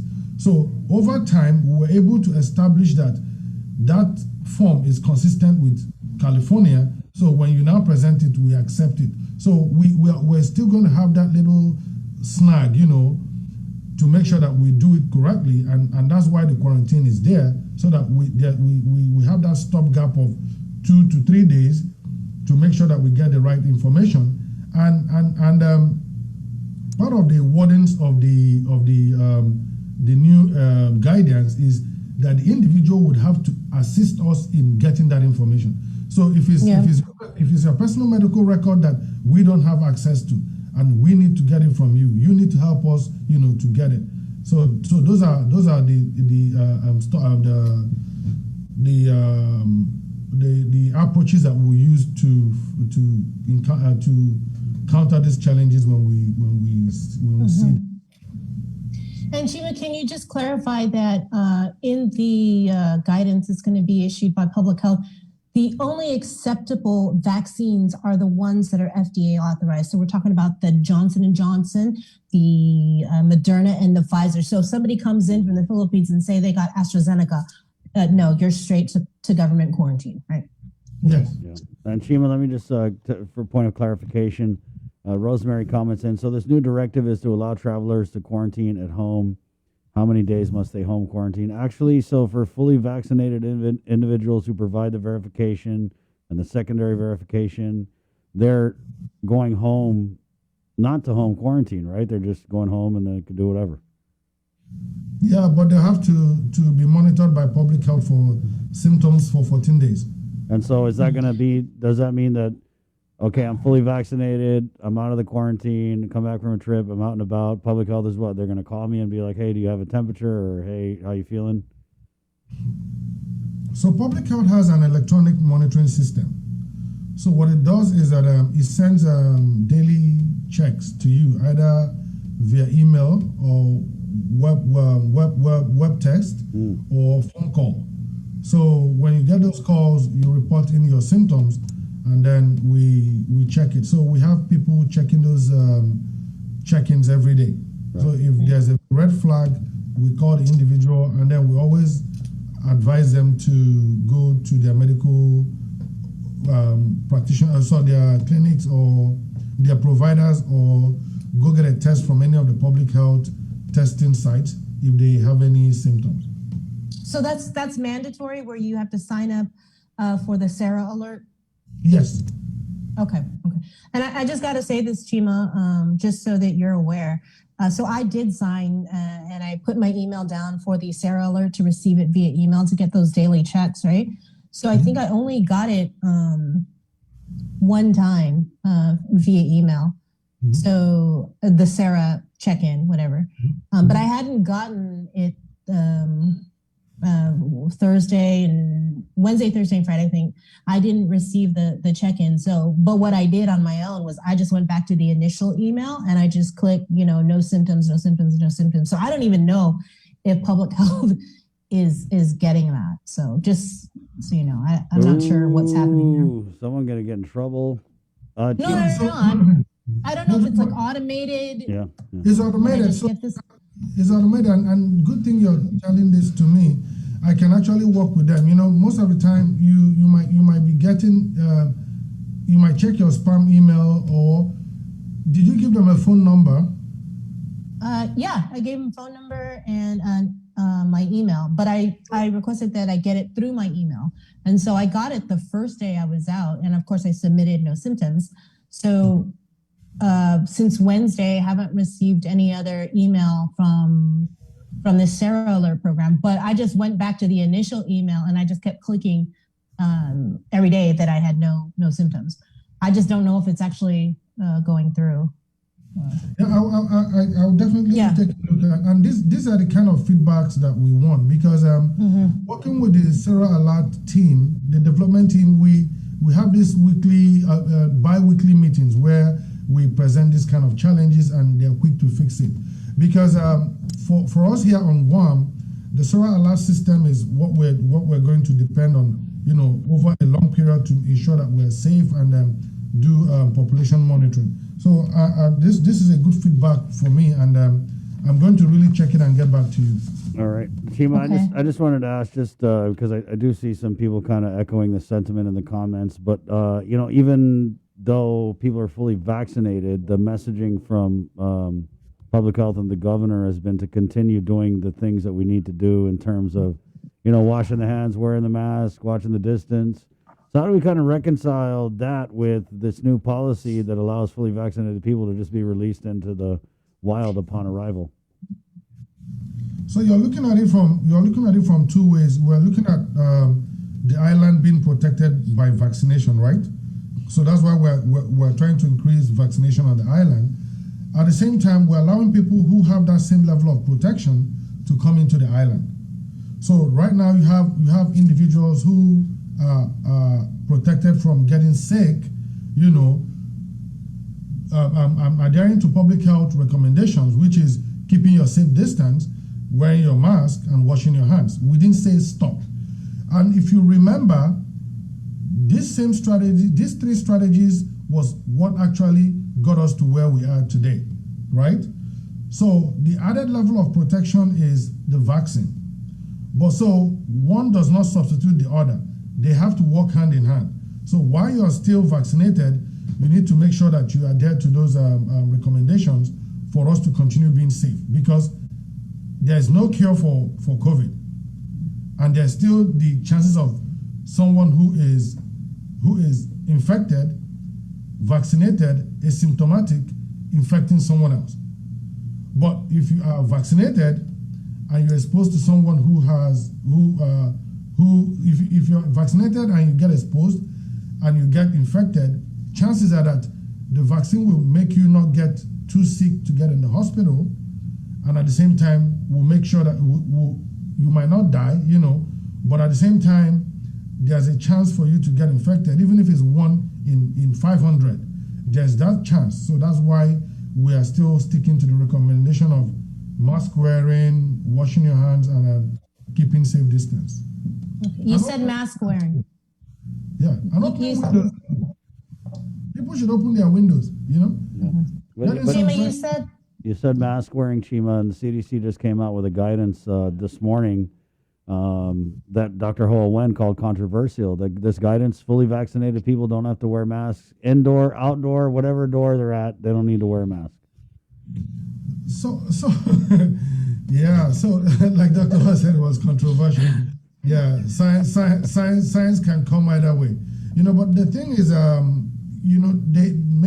they have enough data to go the route they are going, right? And make those, and basically those are recommendations. That is just recommendations for people to follow if you want to follow it. But here on the island, our recommendation is to continue wearing your mask, because right now we still feel that we've not gotten up to the level where we can ask people to take off their mask. So it's about recommendations and then looking at your risk level and seeing what is okay for you. Like when you want to cross the road, you might be smart, you want to cross the road, you just look left and then you dash across and take the chance.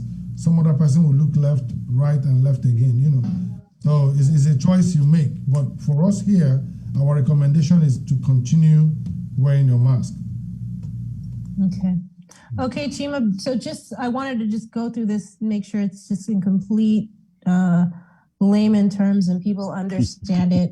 I am coming to Guam. I am a returning Guam resident and I am fully vaccinated. I'm coming in on Saturday, tomorrow, right after this new quarantine traveler program goes into effect.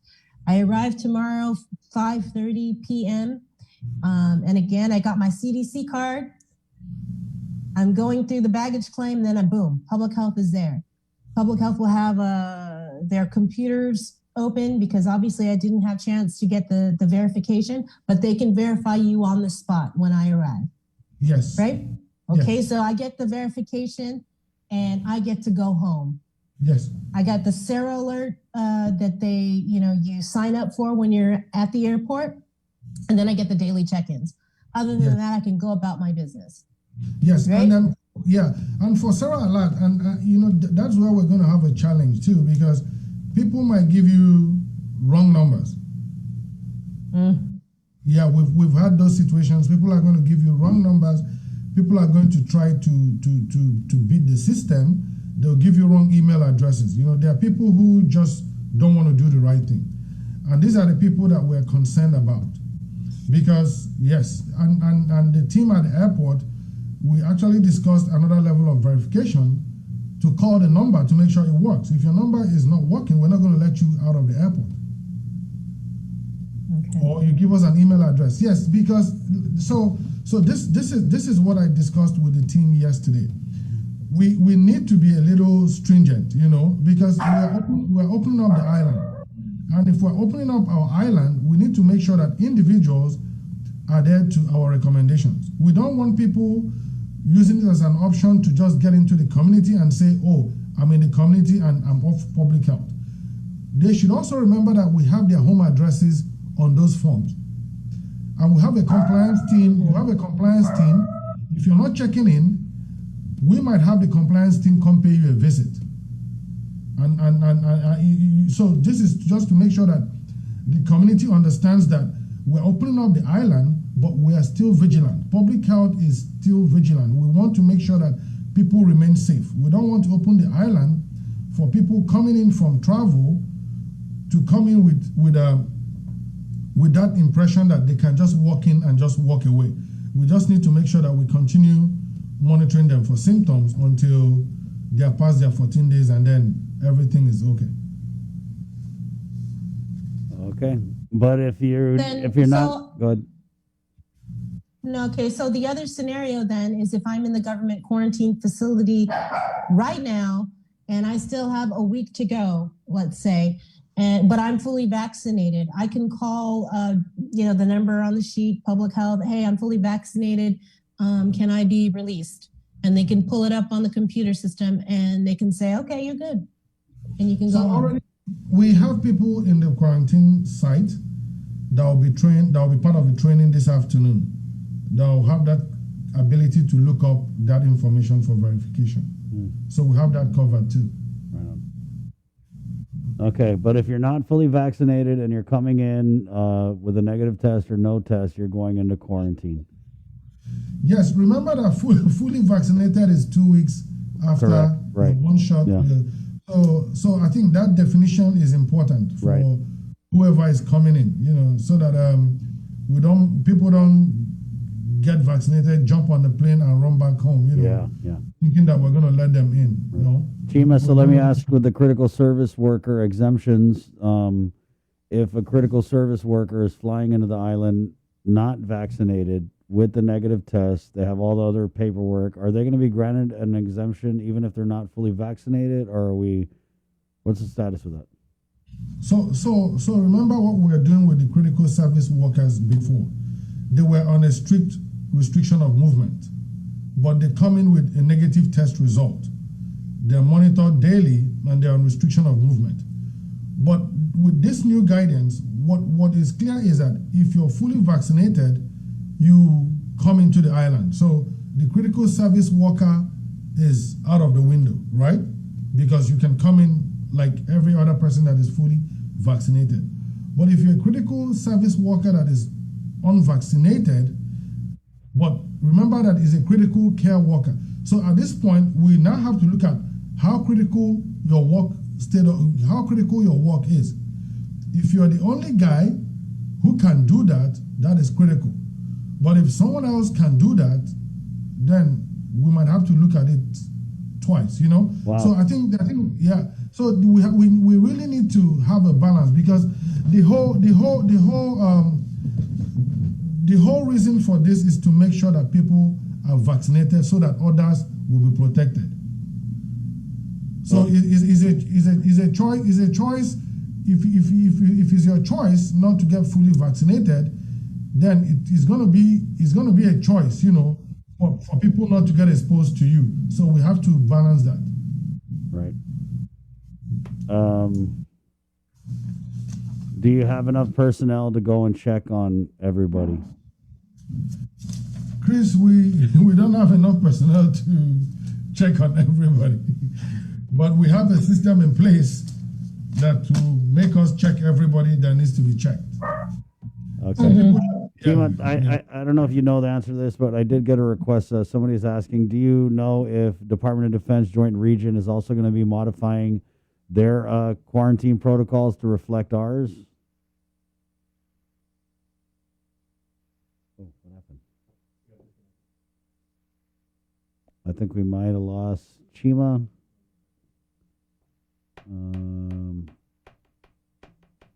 Well, yeah, Bree, did you get any questions about that?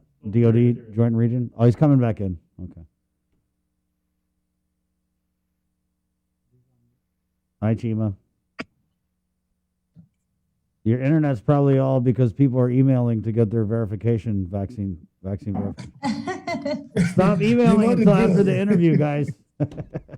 No, but have you heard anything from Department of Defense Joint Region on their protocols and if they're going to modify it to reflect ours? On their what? On their quarantine protocols. Are they going to be adjusting their protocols to align with ours? Yes, and the good thing is we actually work hand in hand with them when we change these guidances. So they sit on the table and then we go through their plans. Because what JRM has been able to do in the past year is to work closely with public health and align their policies to public health policies. So it's always an ongoing collaboration between public health and JRM to be in line. So they will definitely go with us on whatever we're doing. Jim, I had one question with regard to this is it WebIZ? Yes, WebIZ, yes. All right, so public health, it has all these partnerships with these private clinics, with these pharmacies that they're giving vaccinations to. So ideally, because they have access to this WebIZ, could people that have gotten vaccinated, say I was at the UOG Calvo Fieldhouse, I got vaccinated there, could I go to a private clinic and say, hey, I'd like to get a verification? Can you print one out? Here's my card. You didn't get your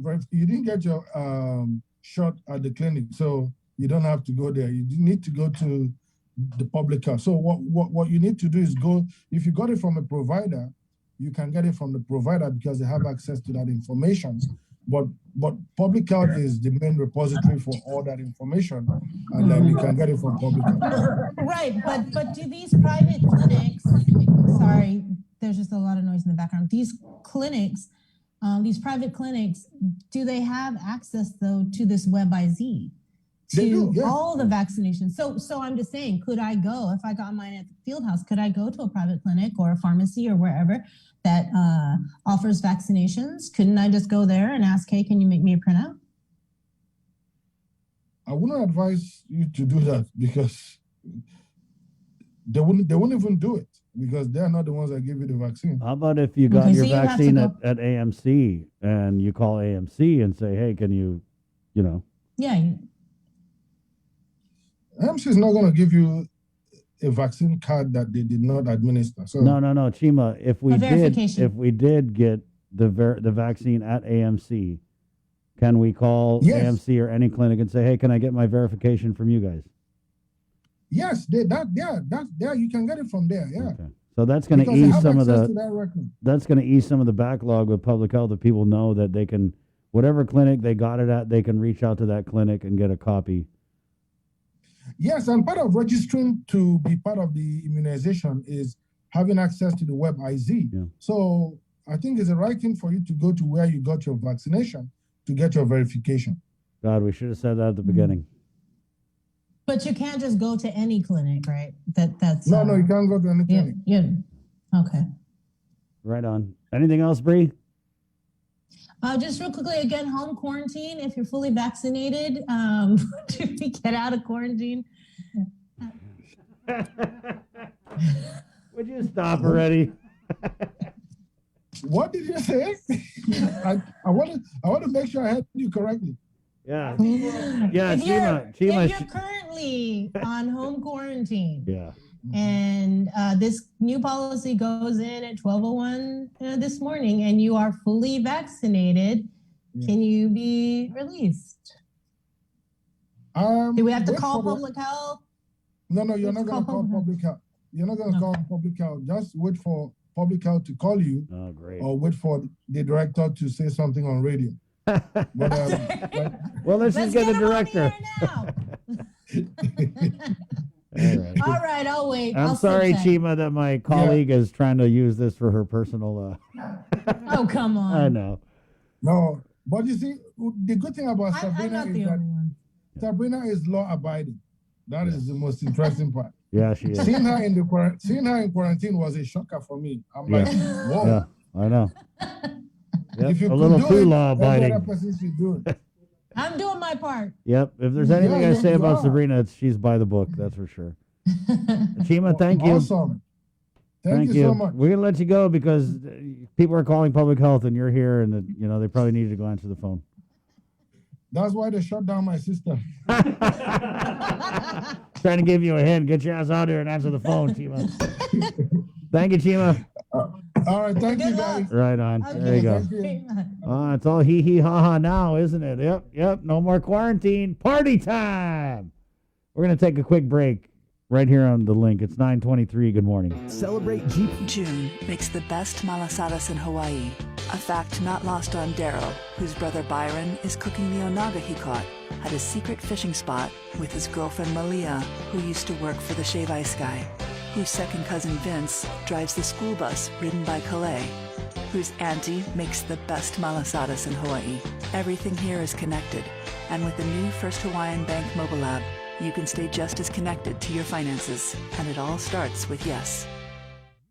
Help us celebrate the class of 2021. KUAM wants to help you celebrate this touchstone moment in the lives of your graduates. For the months of May and June, we will flood the social media pages of KUAM with photos and well wishes for the class of 2021 grads. Log on to KUAM.com to submit photos and brief messages or captions. Then look for your special grad on KUAM Instagram and the Facebook pages from all of your friends here at KUAM. Congratulations, seniors!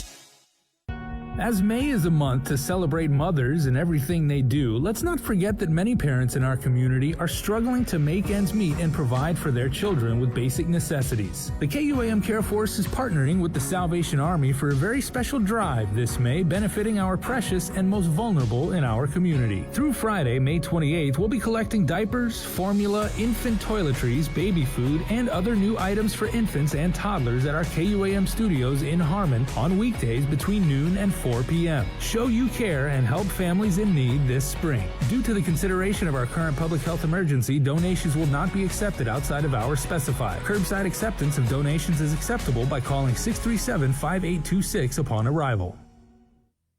KUAM Communications and Denny's Guam presents Mamapreneurs, a special multi-platform series throughout the month of May showcasing mothers who are also local entrepreneurs in our community. In commemoration of Mother's Day, during weekdays in May, we'll feature daily profiles of these multitasking mamas and their businesses. Additionally, on KUAM News Primetime every Monday in May, we'll showcase a different enterprising mamapreneur. Check out our online directory of all these businesses as well on KUAM.com. And if you know a mamapreneur we should feature, send us a message on social media or email executiveproducer@KUAM.com. Mamapreneurs is brought to you by Denny's. Guam's Diner is always open.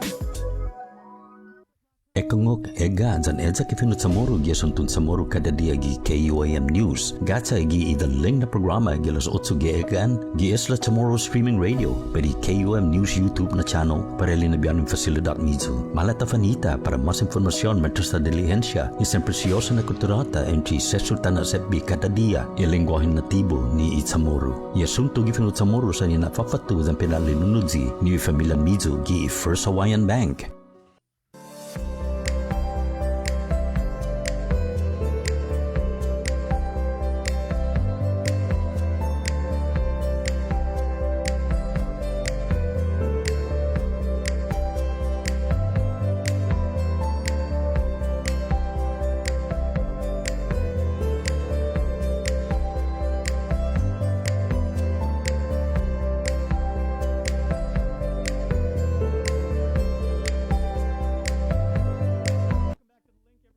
Friday is the day right now, and we are about 33 minutes from 10 a.m., but we are going to catch up with our friends from the Salvation Army Guam Corps who are whose commitment to our island and the goodwill that they continue to do has not wavered one single bit throughout the pandemic. So we welcome back Captains Eric and Carrie Rudd, of course, and Marian Galang, who is in charge of the Family Service Center. And guys, I could see one frame of video, and I already know you guys are at Epal Beach. It's the sky, it's the green grass, and most especially, it's the pavilion. So, hafa to all our friends on Tumon Bay today. Hello. Today. Okay, you guys got a big event going on. Let's start with Captain Carrie, right? So, Cap, you guys are doing the Passport to Service. I know the Chris was mentioning it earlier in the show that the thrift store is alive and well now, back open again. He was complimenting you guys on your record collection. I've always thought you guys have a fantastic book section, but the Passport to Service is going on right now. So when does it start, and who's it for? It is for today. It is for those that are in the shelters. So Guma San Jose, we're actually shuttling the folks in, and also for the street homeless and global as well. So those that don't have access to medical care that need their inoculations, it's the second dose of the Pfizer today because we've already done the first dose back in April. And then we're also having tetanus shots. And so we have all of the NGOs are here, Catholic Social Services, Department of Health, everybody's here to, basically it's a one-stop shop. That was the phrase I was going to use. You took the words right out of my mouth, Cap. Yes. We've got University of Guam giving out clothes. We've got our family services as well as LRC that's here. And we're just making sure that everybody that comes here receives food. They get the transportation, they come here, they have food, they have their inoculations, they get services and referrals and resources for basically everything that they could possibly need. Now, obviously, with you doing this interview with us right now, people are going to be seeing this and they're going to say, either I'd like to know if I can avail of those services because, my family or my friends have fallen on hard times. Did they have to make an appointment or register in any way, or can they just show up? They can just show up. We're going to be here from 9 to 2. Fantastic. Okay, and, so you don't even, if you're on the street and you don't have an ID, it's okay. Okay, well, let's go to Marian right now because I can never neglect my fellow Sanchez Sharks for too long and everything. So Marian, so good to see you. Good morning, and I love the camera angle. Could you actually kind of take us around because the Family Service, the Family Service Center, you do have facilities there. So can you kind of show us what you got? Oh, we have on our table, we have baby items. We have food, formula, some hydration drinks right there, baby food.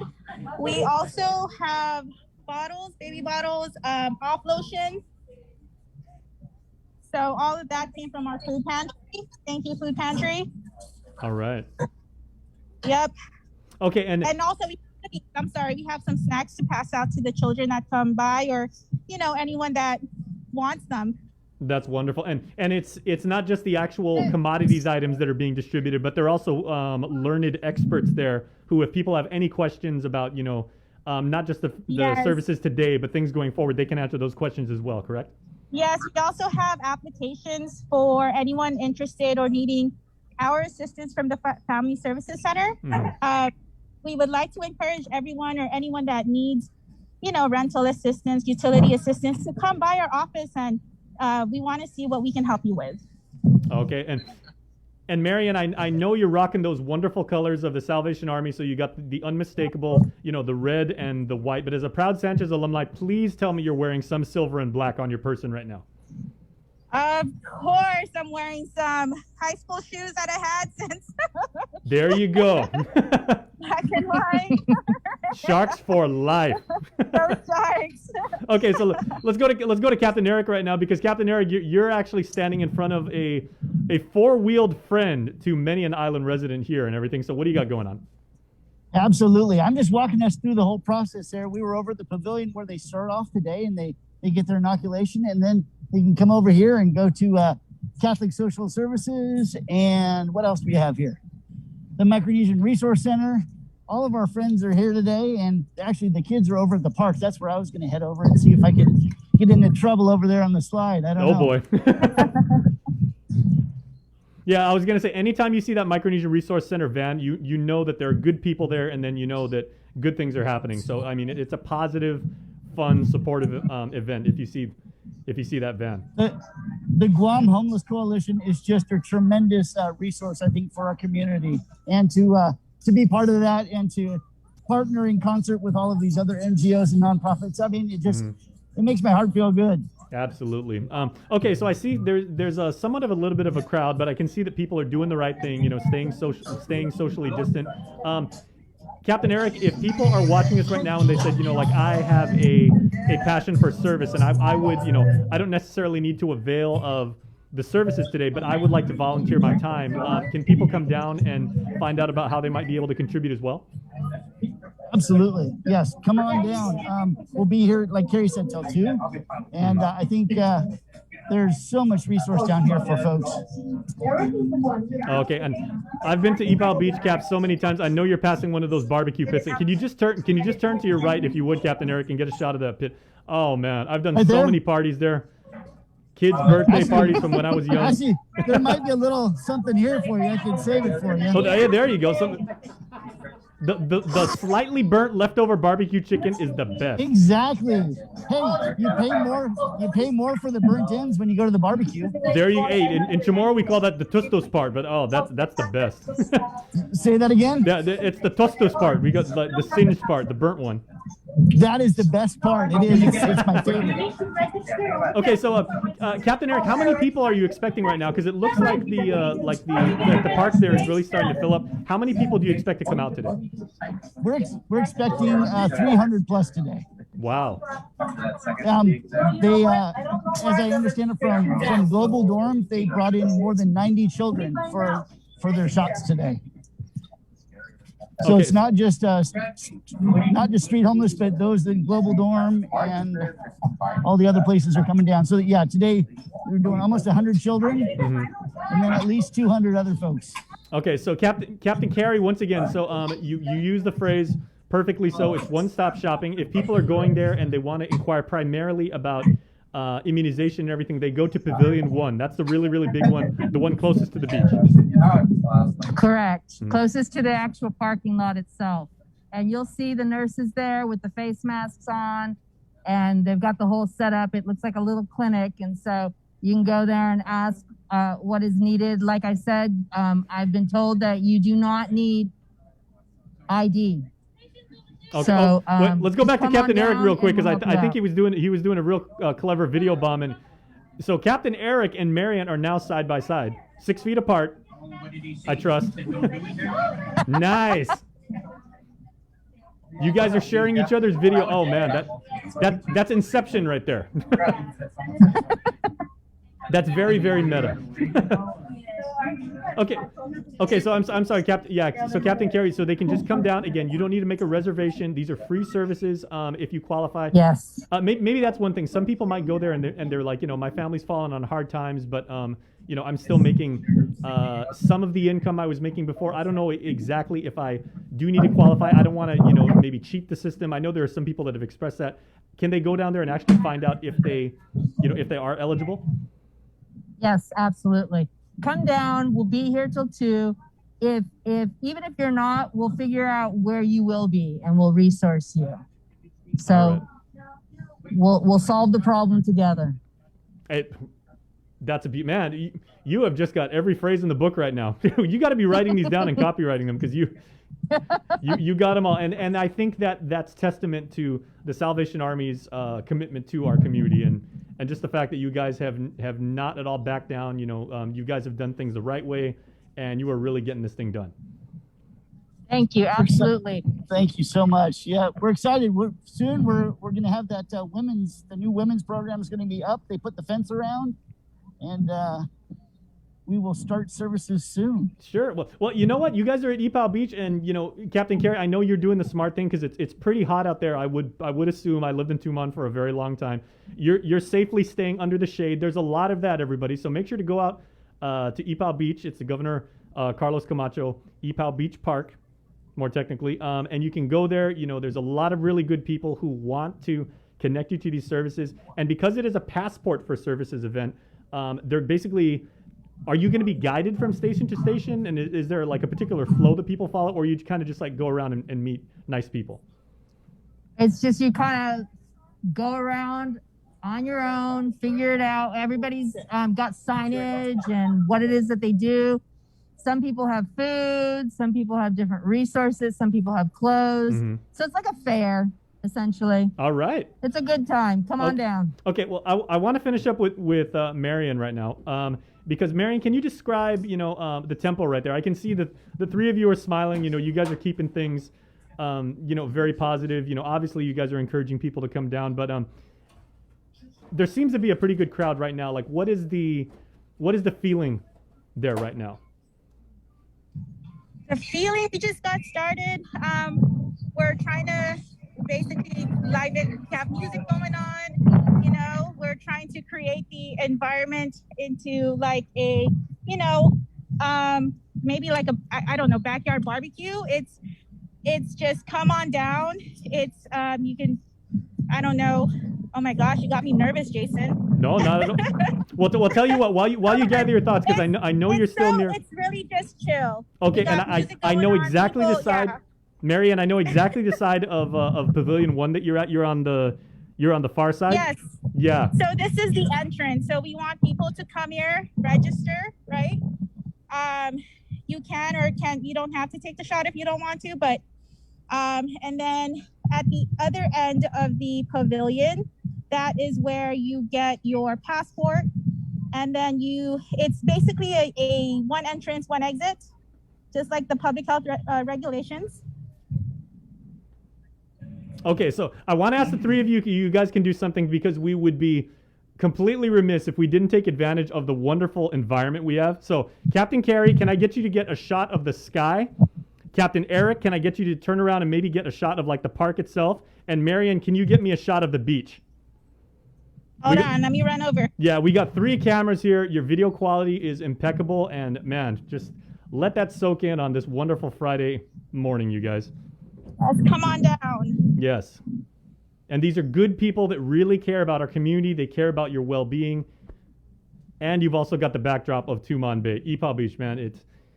And again, if you want to come down, you don't have to register at all. And if you have a passion for service and you want to give back to, they said there are resources there where you can find out about donating your time as well. Okay, so we're just going to let that soak in as we head to commercial break. So Captain Carey, Captain Eric, and Marian, thank you so much for what you guys do for our community. Oh, that's the beach right there. Thanks for having us. Thanks, Marian. Us sharks always head to the water. You know what we do. God bless you guys. Thanks, Jason. All right, God bless you guys for what you guys do for our community. We will be back with more Link right after this. Enter the Pacific platter of fried chicken. Check. Tray of red rice. Check. Birthday cake. Check. 1 case of water. Check. 12-pack of beer. Check. 2 cases of Pepsi. Check. When you have a long checklist but are short on time, we got you. Get it delivered by us. Order on the app or website at uno-go.com. Guam on demand. Shoot, I forgot the paper product. Oh wait, UnoGo has that too. KUAM's multi-platform morning show, The Link, just got a little more delicious with Feed Me Fridays. Chris, Sabrina, Jason, and the rest of the morning crew will take some time each Friday to talk food, taste food, and bring you all the latest and greatest in food from King's Restaurants and Ruby Tuesday Guam, old faves, new hits, and everything on the menu in between. It's Feed Me Fridays on The Link. Catch SportsLink on the KUAM News Morning Show, The Link, every Friday to hear about the latest in sports news, game schedules, athlete profiles, and more. SportsLink, brought to you each week by Cure Alkaline Water, airs every Friday across the multimedia platforms of KUAM. Tune into the broadcast on Breeze 93.9 FM, on KUAM TV 11, live streaming through the KUAM News Facebook page, or view highlights on YouTube, KUAM News Facebook, and Instagram. SportsLink is hosted by Dave Delgado through KUAM Sports, and he will make sure that everyone knows what is happening on the field, in the gyms, and everywhere in between. The world of television is more exciting than ever. Don't miss a minute of special presentations from NBC on KUAM TV 8 or from CBS on KUAM TV 11. Every month, we'll bring you the fun and excitement of award shows and red carpet moments, special series presentation, and other great network programs. Brought to you locally by King's Restaurant, Ruby Tuesday Guam, Bud Light Seltzer, and Docomo Pacific, giving you more reasons to tune in and turn on. Fall in love with TV again with the best from KUAM Communications. GU Self-Storage, conveniently located near the Harmon McDonald's. We offer affordable rates, online payments, and auto bill pay for your convenience. Plus gate access daily from 6 a.m. to 9 p.m. Call us today at 648-7867 for more information. Get the job done the right way by getting the right stuff at East West Rental Center. With years of experience helping builders, we definitely got what you need. Call 646-1463 or visit us in Upper Tumon. Open Monday to Saturday from 7 a.m. to 5 p.m. and on Sundays from 8 a.m. to 5 p.m. The relationship between Guam and Manila, Philippines is undeniable as we share similar cultural traditions, history, and heritage, with generations of Filipinos calling Guam home. KUAM presents a monthly look at the capital city featuring in-depth and engaging interviews on everything from medical tourism to new business and government leaders. Veteran newscaster Nestor Lecanto delivers Beyond Our Borders. This special program is brought to you by the Bank of Guam and KFC. Help us celebrate the class of 2021. KUAM wants to help you celebrate this touchstone moment in the lives of your graduates. For the months of May and June, we will flood the social media pages of KUAM with photos and well wishes for the class of 2021 grads. Log on to KUAM.com to submit photos and brief messages or captions. Then look for your special grad on KUAM Instagram and the Facebook pages from all of your friends here at KUAM. Congratulations, seniors! Get the job done the right way by getting the right stuff at East West Rental Center. With years of experience helping builders, we definitely got what you need. Call 646-1463 or visit us in Upper Tumon. Open Monday to Saturday from 7 a.m. to 5 p.m. and on Sundays from 8 a.m. to 5 p.m.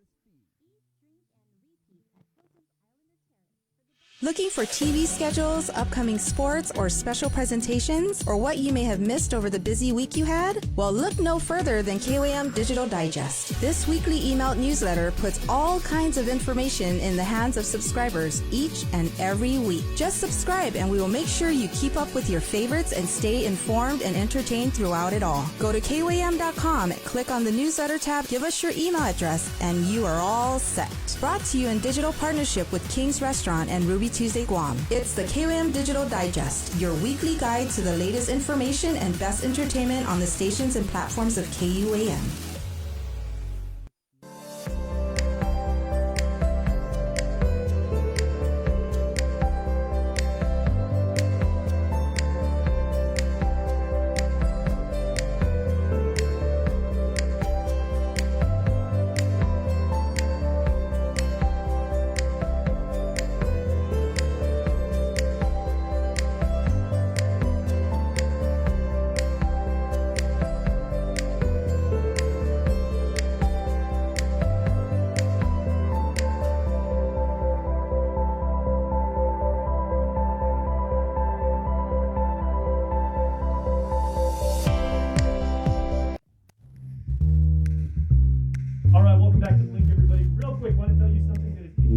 Right now on Facebook Live at the Agana Cathedral's page right now. They just started the baccalaureate mass for the Notre Dame High School class of 21 is starting right now. I know I'm watching part of it. His Excellency Archbishop Michael Burns is giving his opening thoughts and congratulations to the Royals, including KUAM kid Sean Gumatautao's youngest daughter. Right, Bree? I'm sorry, what was that? Yeah, Sean's youngest daughter is graduating this year. And then she's heading. They're heading out to California to take her out to college. So that is going on right now. That's streaming. You can check it out at facebook.com/Agana Cathedral. On our page right now in the immediate future, we have a good friend of the show right here, Dr. Austin Shelton, joining us. Good morning, Doc. Morning, Jason. Hey, thanks for having me on. Well, it's a call out this morning apparently because you have not one, not two, but 12 positions for people who have a passion for sustainability. Correct?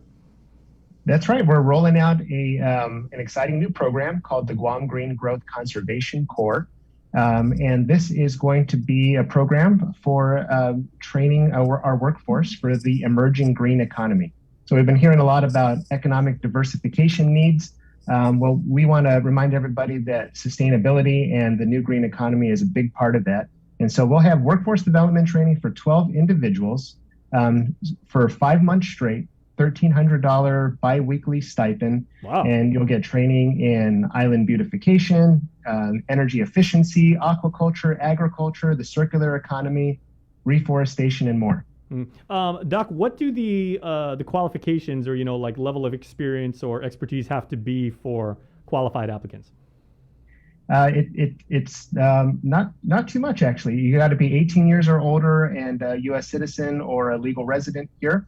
But other than that, we're very much open to a variety of different applicants. So this could be somebody just graduating high school or college looking to transition into the workforce. This could be a retiree that always wish they learned more about sustainability and would like new job training, or somebody who may have been unfortunately furloughed or laid off during the pandemic. We want a variety of people to join the Guam Green Growth Conservation Corps, get this training, and help our island at the same time. Right, and I thank you for saying that, Doc, because we had our buddy Dave De La Sola, who of course heads up the Department of Labor. He's the chief over there, and he was saying yesterday, emphatically pleading with the community that if you have been negatively affected with your employment status, now is the time to build your skill set, get different experiences, and if you say basically you just have to have a passion for Guam and and you want to contribute to the sustainability movement that we're in right now, this would be a fantastic way to add like a little line to your LinkedIn profile and just say,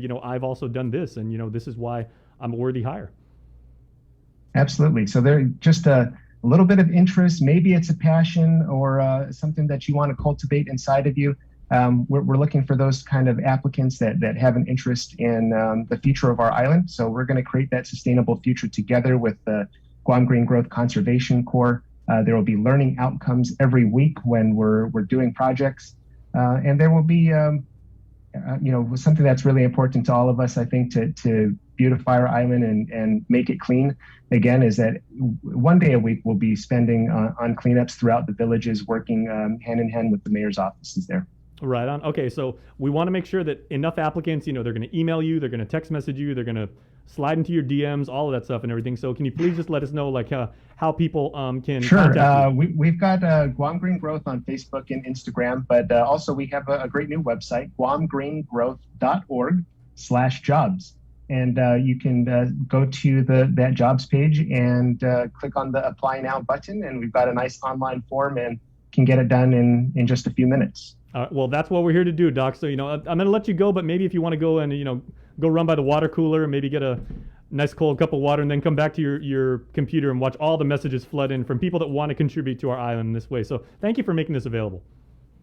Thank you very much, Jason. GuamGreenGrowth.org/jobs, $1,300 every 2 weeks. All right. That's good money and a good thing to do. It's a good opportunity. So, all right, okay. Doc, have a good weekend. We appreciate it. Take care. We'll talk to you soon. That's a great opportunity, guys. Is. So Jay's updating his LinkedIn. Yeah. Morning, Sabrina. Oops. Unmute. God, I never thought I'd tell you unmute. Of all the people. There you go. All right. Bree, we're about to play this Feed Me Fridays segment with our friends at Ruby Tuesday. And Tony was asking earlier in the comments, and he's like, when's the food segment, guys? Nice. So you and Ken Nicholas went to Ruby Tuesdays, and you guys did ribs and, okay. We did ribs and nuggets. We'll talk about that coming up in just a bit. 9:51. Bree, some of the takeaways from this morning, if you could, just round robin on that new quarantine policy that goes into effect tonight after 11:59 p.m. Right, so we heard from Chima and Bachman. They are doing training over at the airport today in preparation of hopefully a press conference or more information and the guidance that is forthcoming from the Department of Public Health. But the way it stands now, 12:01 tonight, this morning, that new quarantine protocol goes into effect where if you are fully vaccinated and you're coming to Guam and you have verification then you don't need to quarantine. So the key word there, right, is verification. Yeah. And so how do you get that verification? And so what public health is going to do, and this is primarily for people that are returning Guam residents. So if you're on a plane, you arrive tomorrow, Saturday, today, public health is doing the training where they're going to set up computers and I guess an area at the airport where if you're fully vaccinated, you show them your card. They can pull up the information on the WebIZ on the computer, and they can do the check and find out if you are fully vaccinated, and then you get to go home. If you have a child, if you're traveling with a child who's not vaccinated, they'll go home with you. They just have to be quarantined for 14 days. You'll also be signing up for the SARA alert. You're either going to get that daily check-in via email or text message.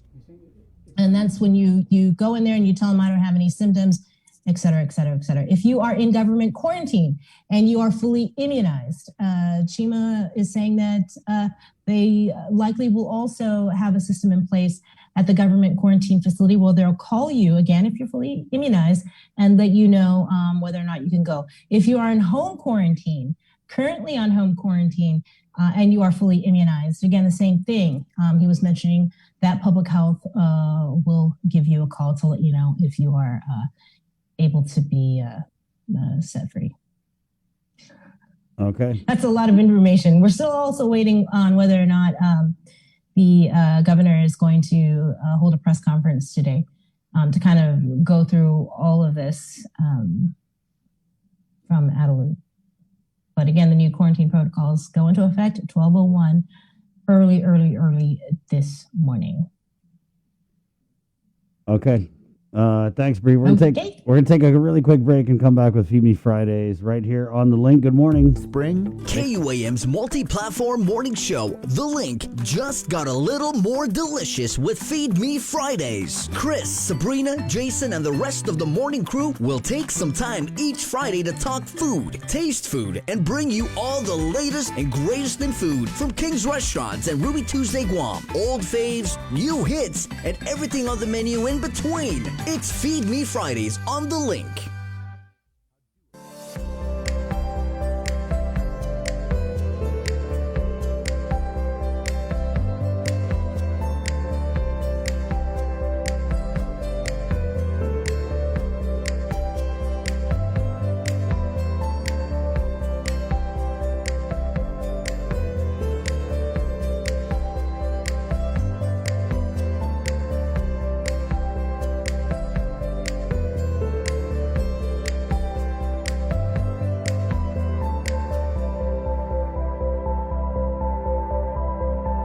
Got your 6 at 6 a.m. with The Link on Breeze 93.9 FM.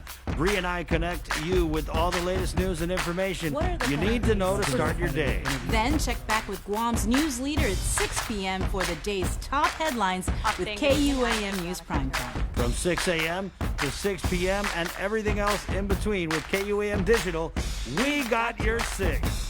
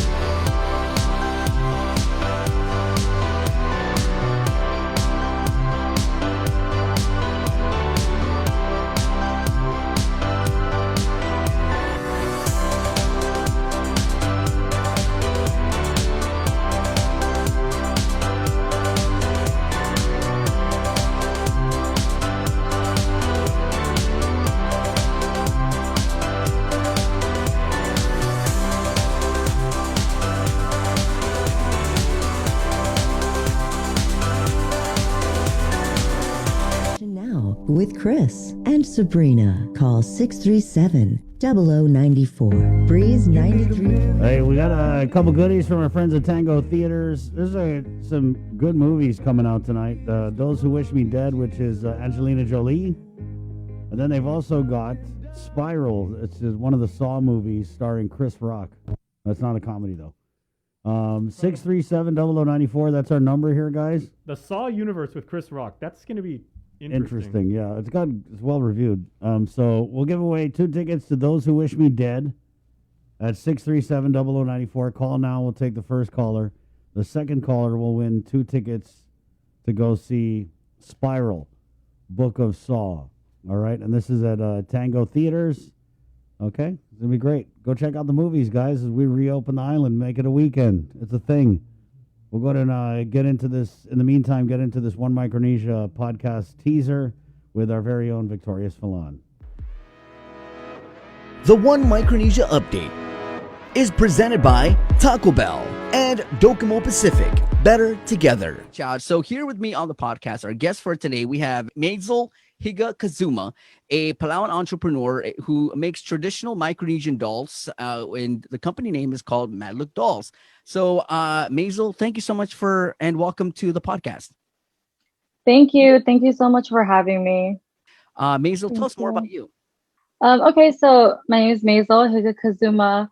I am from the island of Palau. I grew up in Saipan, though. So I grew up in Saipan, and then we moved to California. And then somewhere in the middle of all that, I ended up back in Palau for a year, and then I moved to Guam. And then from Guam, I moved out here back to California.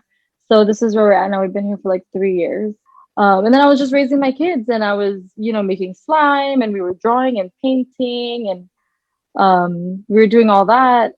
And it just like instilled in them what I had in me, which is the need to create. So my kids are always creating stuff. They're always making something. Like, they were running in here because they're getting more paper. So they're always creating stuff. So with the dolls, that's like kind of how it happened. They're kids and they like stuffed animals and little dolls. And I have sons, but I don't like stop them from playing with dolls, or, if they want to play with stuffed animals or dolls or whatever, it's fine, because they're having conversations, and these dolls are talking to each other, and they're creating like a world, that they are comfortable and don't want to be in or whatever. And so one night, my son, this was like in last November, he was like, I was telling him, I'm like, let's turn. So like this painting right here. Where can they catch the full episode of this? Because it's a really good one. Yeah, great interview, great creativity. It's on YouTube right now, youtube.com/KUAM News. It's going to be live on Facebook, so you can actually comment, do shout outs, join the conversation tomorrow at 10 a.m. and tonight, right after the news at KUAM Channel 8 at 6:30. Right on. KUAM TV, guys, it's been a blast. Have a great weekend. Hopefully your weekend is quarantine free. Bree? Yeah, I just wanted to say, please check out our Facebook at 3 p.m. The governor did just confirm that there will be a press conference. So you were right, 3 p.m. Facebook page. I mean, honest, not to toot our own horn, though, but I feel like we gave you more information that whenever they're going to give you this afternoon at 3. Miss a link, miss a lot. KUAM TV, my name's Chris. I'm Sabrina. I'm Jason. Bye, everybody. Adios. Bye.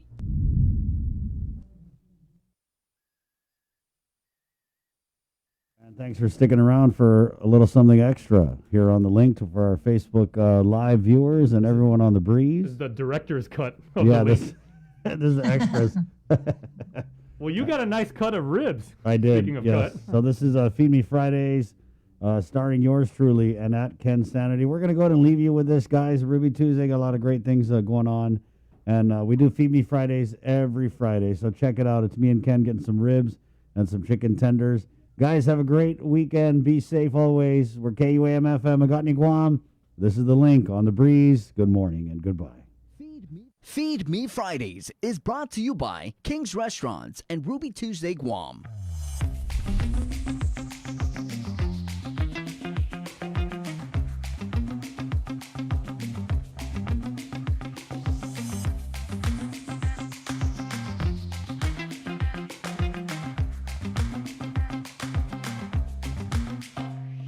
What up, Link fam? It's Feed Me Fridays. right here at Ruby Tuesday with my man at Ken Sanity. Follow him on Instagram. It's Faya. Ken, we have a classic combo here. Two of my favorite things: something barbecued, something fried. Yep, chicken tenders and St. Louis ribs.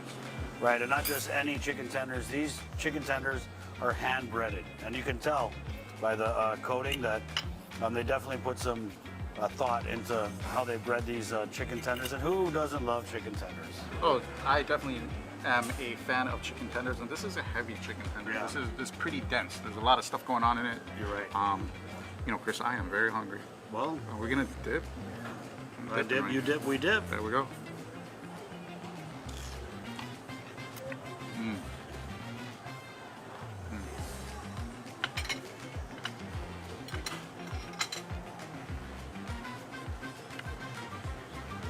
Sort of breading adds a nice little crunch and texture to it, but the chicken tender itself is very, like I said, it's very dense, it's very thick, it's very meaty. Very good. Very good. I got my meal. You get two sides with your meal. I got mine with the healthy side, broccoli, and then not so healthy side with the baked potato, loaded baked potato. You can get bacon. Mm-hmm. I opted for cheese and sour cream. Right. So it's really good. Chris, I see you got like zucchini and. Yeah, I went a little healthier. What you can do, you gotta offset, right? Just like when you go to the Fiesta and you get the, foot high plate and then you get the diet soda. That's what I did here. We got the ribs, we got the chicken tenders, and then portobello mushroom.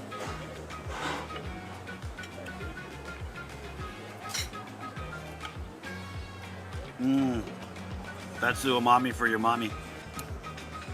And you got to get this portobello mushroom because they run out of it. They only make a certain amount every day and it goes fast.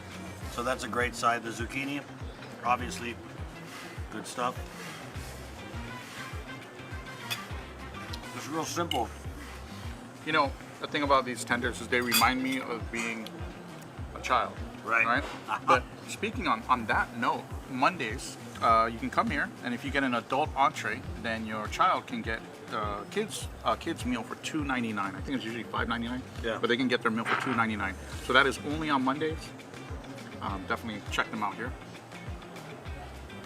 They got that going on Mondays, and then on Tuesdays, for the adults, the grown and sexy, all day happy hour. Yep. Ken? And then on Tuesdays, like you said, the entrees are 2 for $25.99. Yeah, 2 for $25.99. Right on. I got the Chamorro's favorite dressing right here, ranch dressing. Would you like to go to the ranch?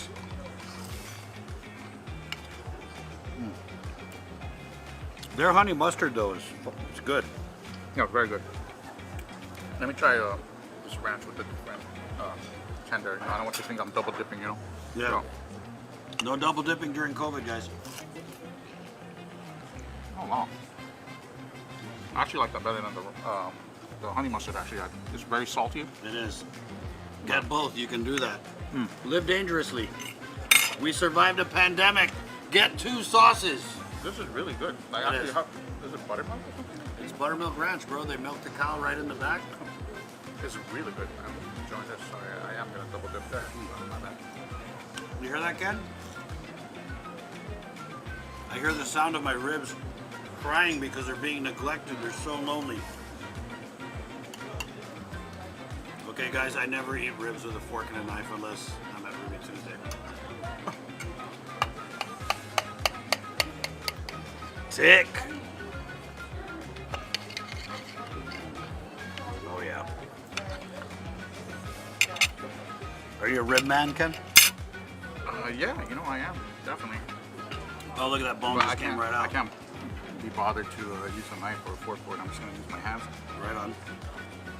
Oh, that's good. Really good. Really sweet. Soft, savory, just comes right off the bone.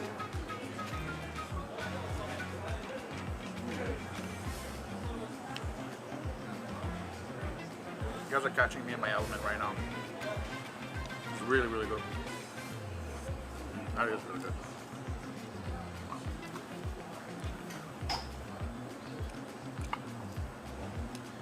You know it's good when no one's talking. I know. Dude, the smoky barbecue flavor, of course. The cut of the pork, the baby back, can't be beat. How about that sauce? It's good, very sweet. I like it, but you know, it's not too overpowering. And sometimes I think one of the things I don't like with some ribs when you eat it, they get too like they're kind of tough to rib, and I think when they're difficult to eat, it kind of causes it to be more messy. Right. But these are just soft. I mean, they're just so soft. Like, look at this. This comes right off. Damn. I mean, so good. Like, I'm almost embarrassed to have you guys see me eat this, but no, dude, go for it, man. Own it. Own it and that's really good. Own it and debone it. It is. Yeah. See, as really good. Ken said, you could just pull that right off here. Get you some chunks, you know, on the side. It's hard for me to, you know, because I'm going back and forth from the ribs to the chicken tender, and I have this buttermilk ranch sauce here, and there's a honey mustard. There's just really a lot of stuff to digest and choose from right here. It's really, really good. It's a great combo, though. I haven't even touched my baked potato, but you can have so many different sizes, obviously. Chris got the healthy size. I don't know who he's trying to play. Trying to pretend with. Look at me, it's just a role I'm playing. He's got the portobello mushrooms and the zucchini, but you can also get stuff like green beans, rice, French fries, you know, broccoli like you got. Yeah. So tons of different options here. Really good. This is a great combo. You know, you can do like Ken, get it with a baked potato that's just classic. Barbecue ribs, chicken tenders, baked potato. Maybe even throw that broccoli on top of that baked potato, make it healthy. Kenny, what are you washing this down with, though? Strawberry lemonade. Last time we got the mango lemonade. That was really good. Strawberry lemonade is just as good. Has a nice little pulp in the bottom. Pretty good. How about yours? What is that? The blackberry? Blackberry lemonade. Bougie. That's great. They got the mango lemonade, which we had last time, like Ken said. They got it all, man. Remember, Mondays, come by, any adult entree, kids entree for the nannies, the nanny girls and the nanny boys. It's only $2.99. Then Tuesday, all day happy hour. And then $25.99 for a pair of entrees. Right. So on Tuesdays. So definitely check them out here at Ruby Tuesdays. I mean, even this baked potato, it's just perfect. It's perfect. It's cooked perfectly. Wow. Look at that. Can you get in there and can you see that butter and that? I mean, don't get too close, but, you know, it's on point. Yeah. It's really good. It's really good. Yeah. Really delicious. Really Ruby Tuesday, really. Remember, you get this combo. This is the ribs, the hand-breaded chicken tenders, whatever sides you want. Come by, you know, maybe you want to put a little something extra, a little something harder in your blackberry lemonade. Oh, Kill Beer Man, they got a whole bar. It's Ruby Tuesdays. Ken Sanity, great eating partner. Thank you, Chris, once again for allowing me to enjoy this little foray into some cuisine. It's really, really good. Well, I'll tell you, man, there's no one else I'd foray with right here at Ruby Tuesday.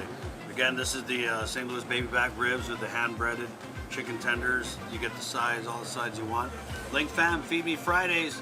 Come on and get yours here at Ruby Tuesday. Excuse me. For Ken Sanity, I'm Chris Estadajos. Feed Me Fridays is brought to you by King's Restaurant and Ruby Tuesday Guam.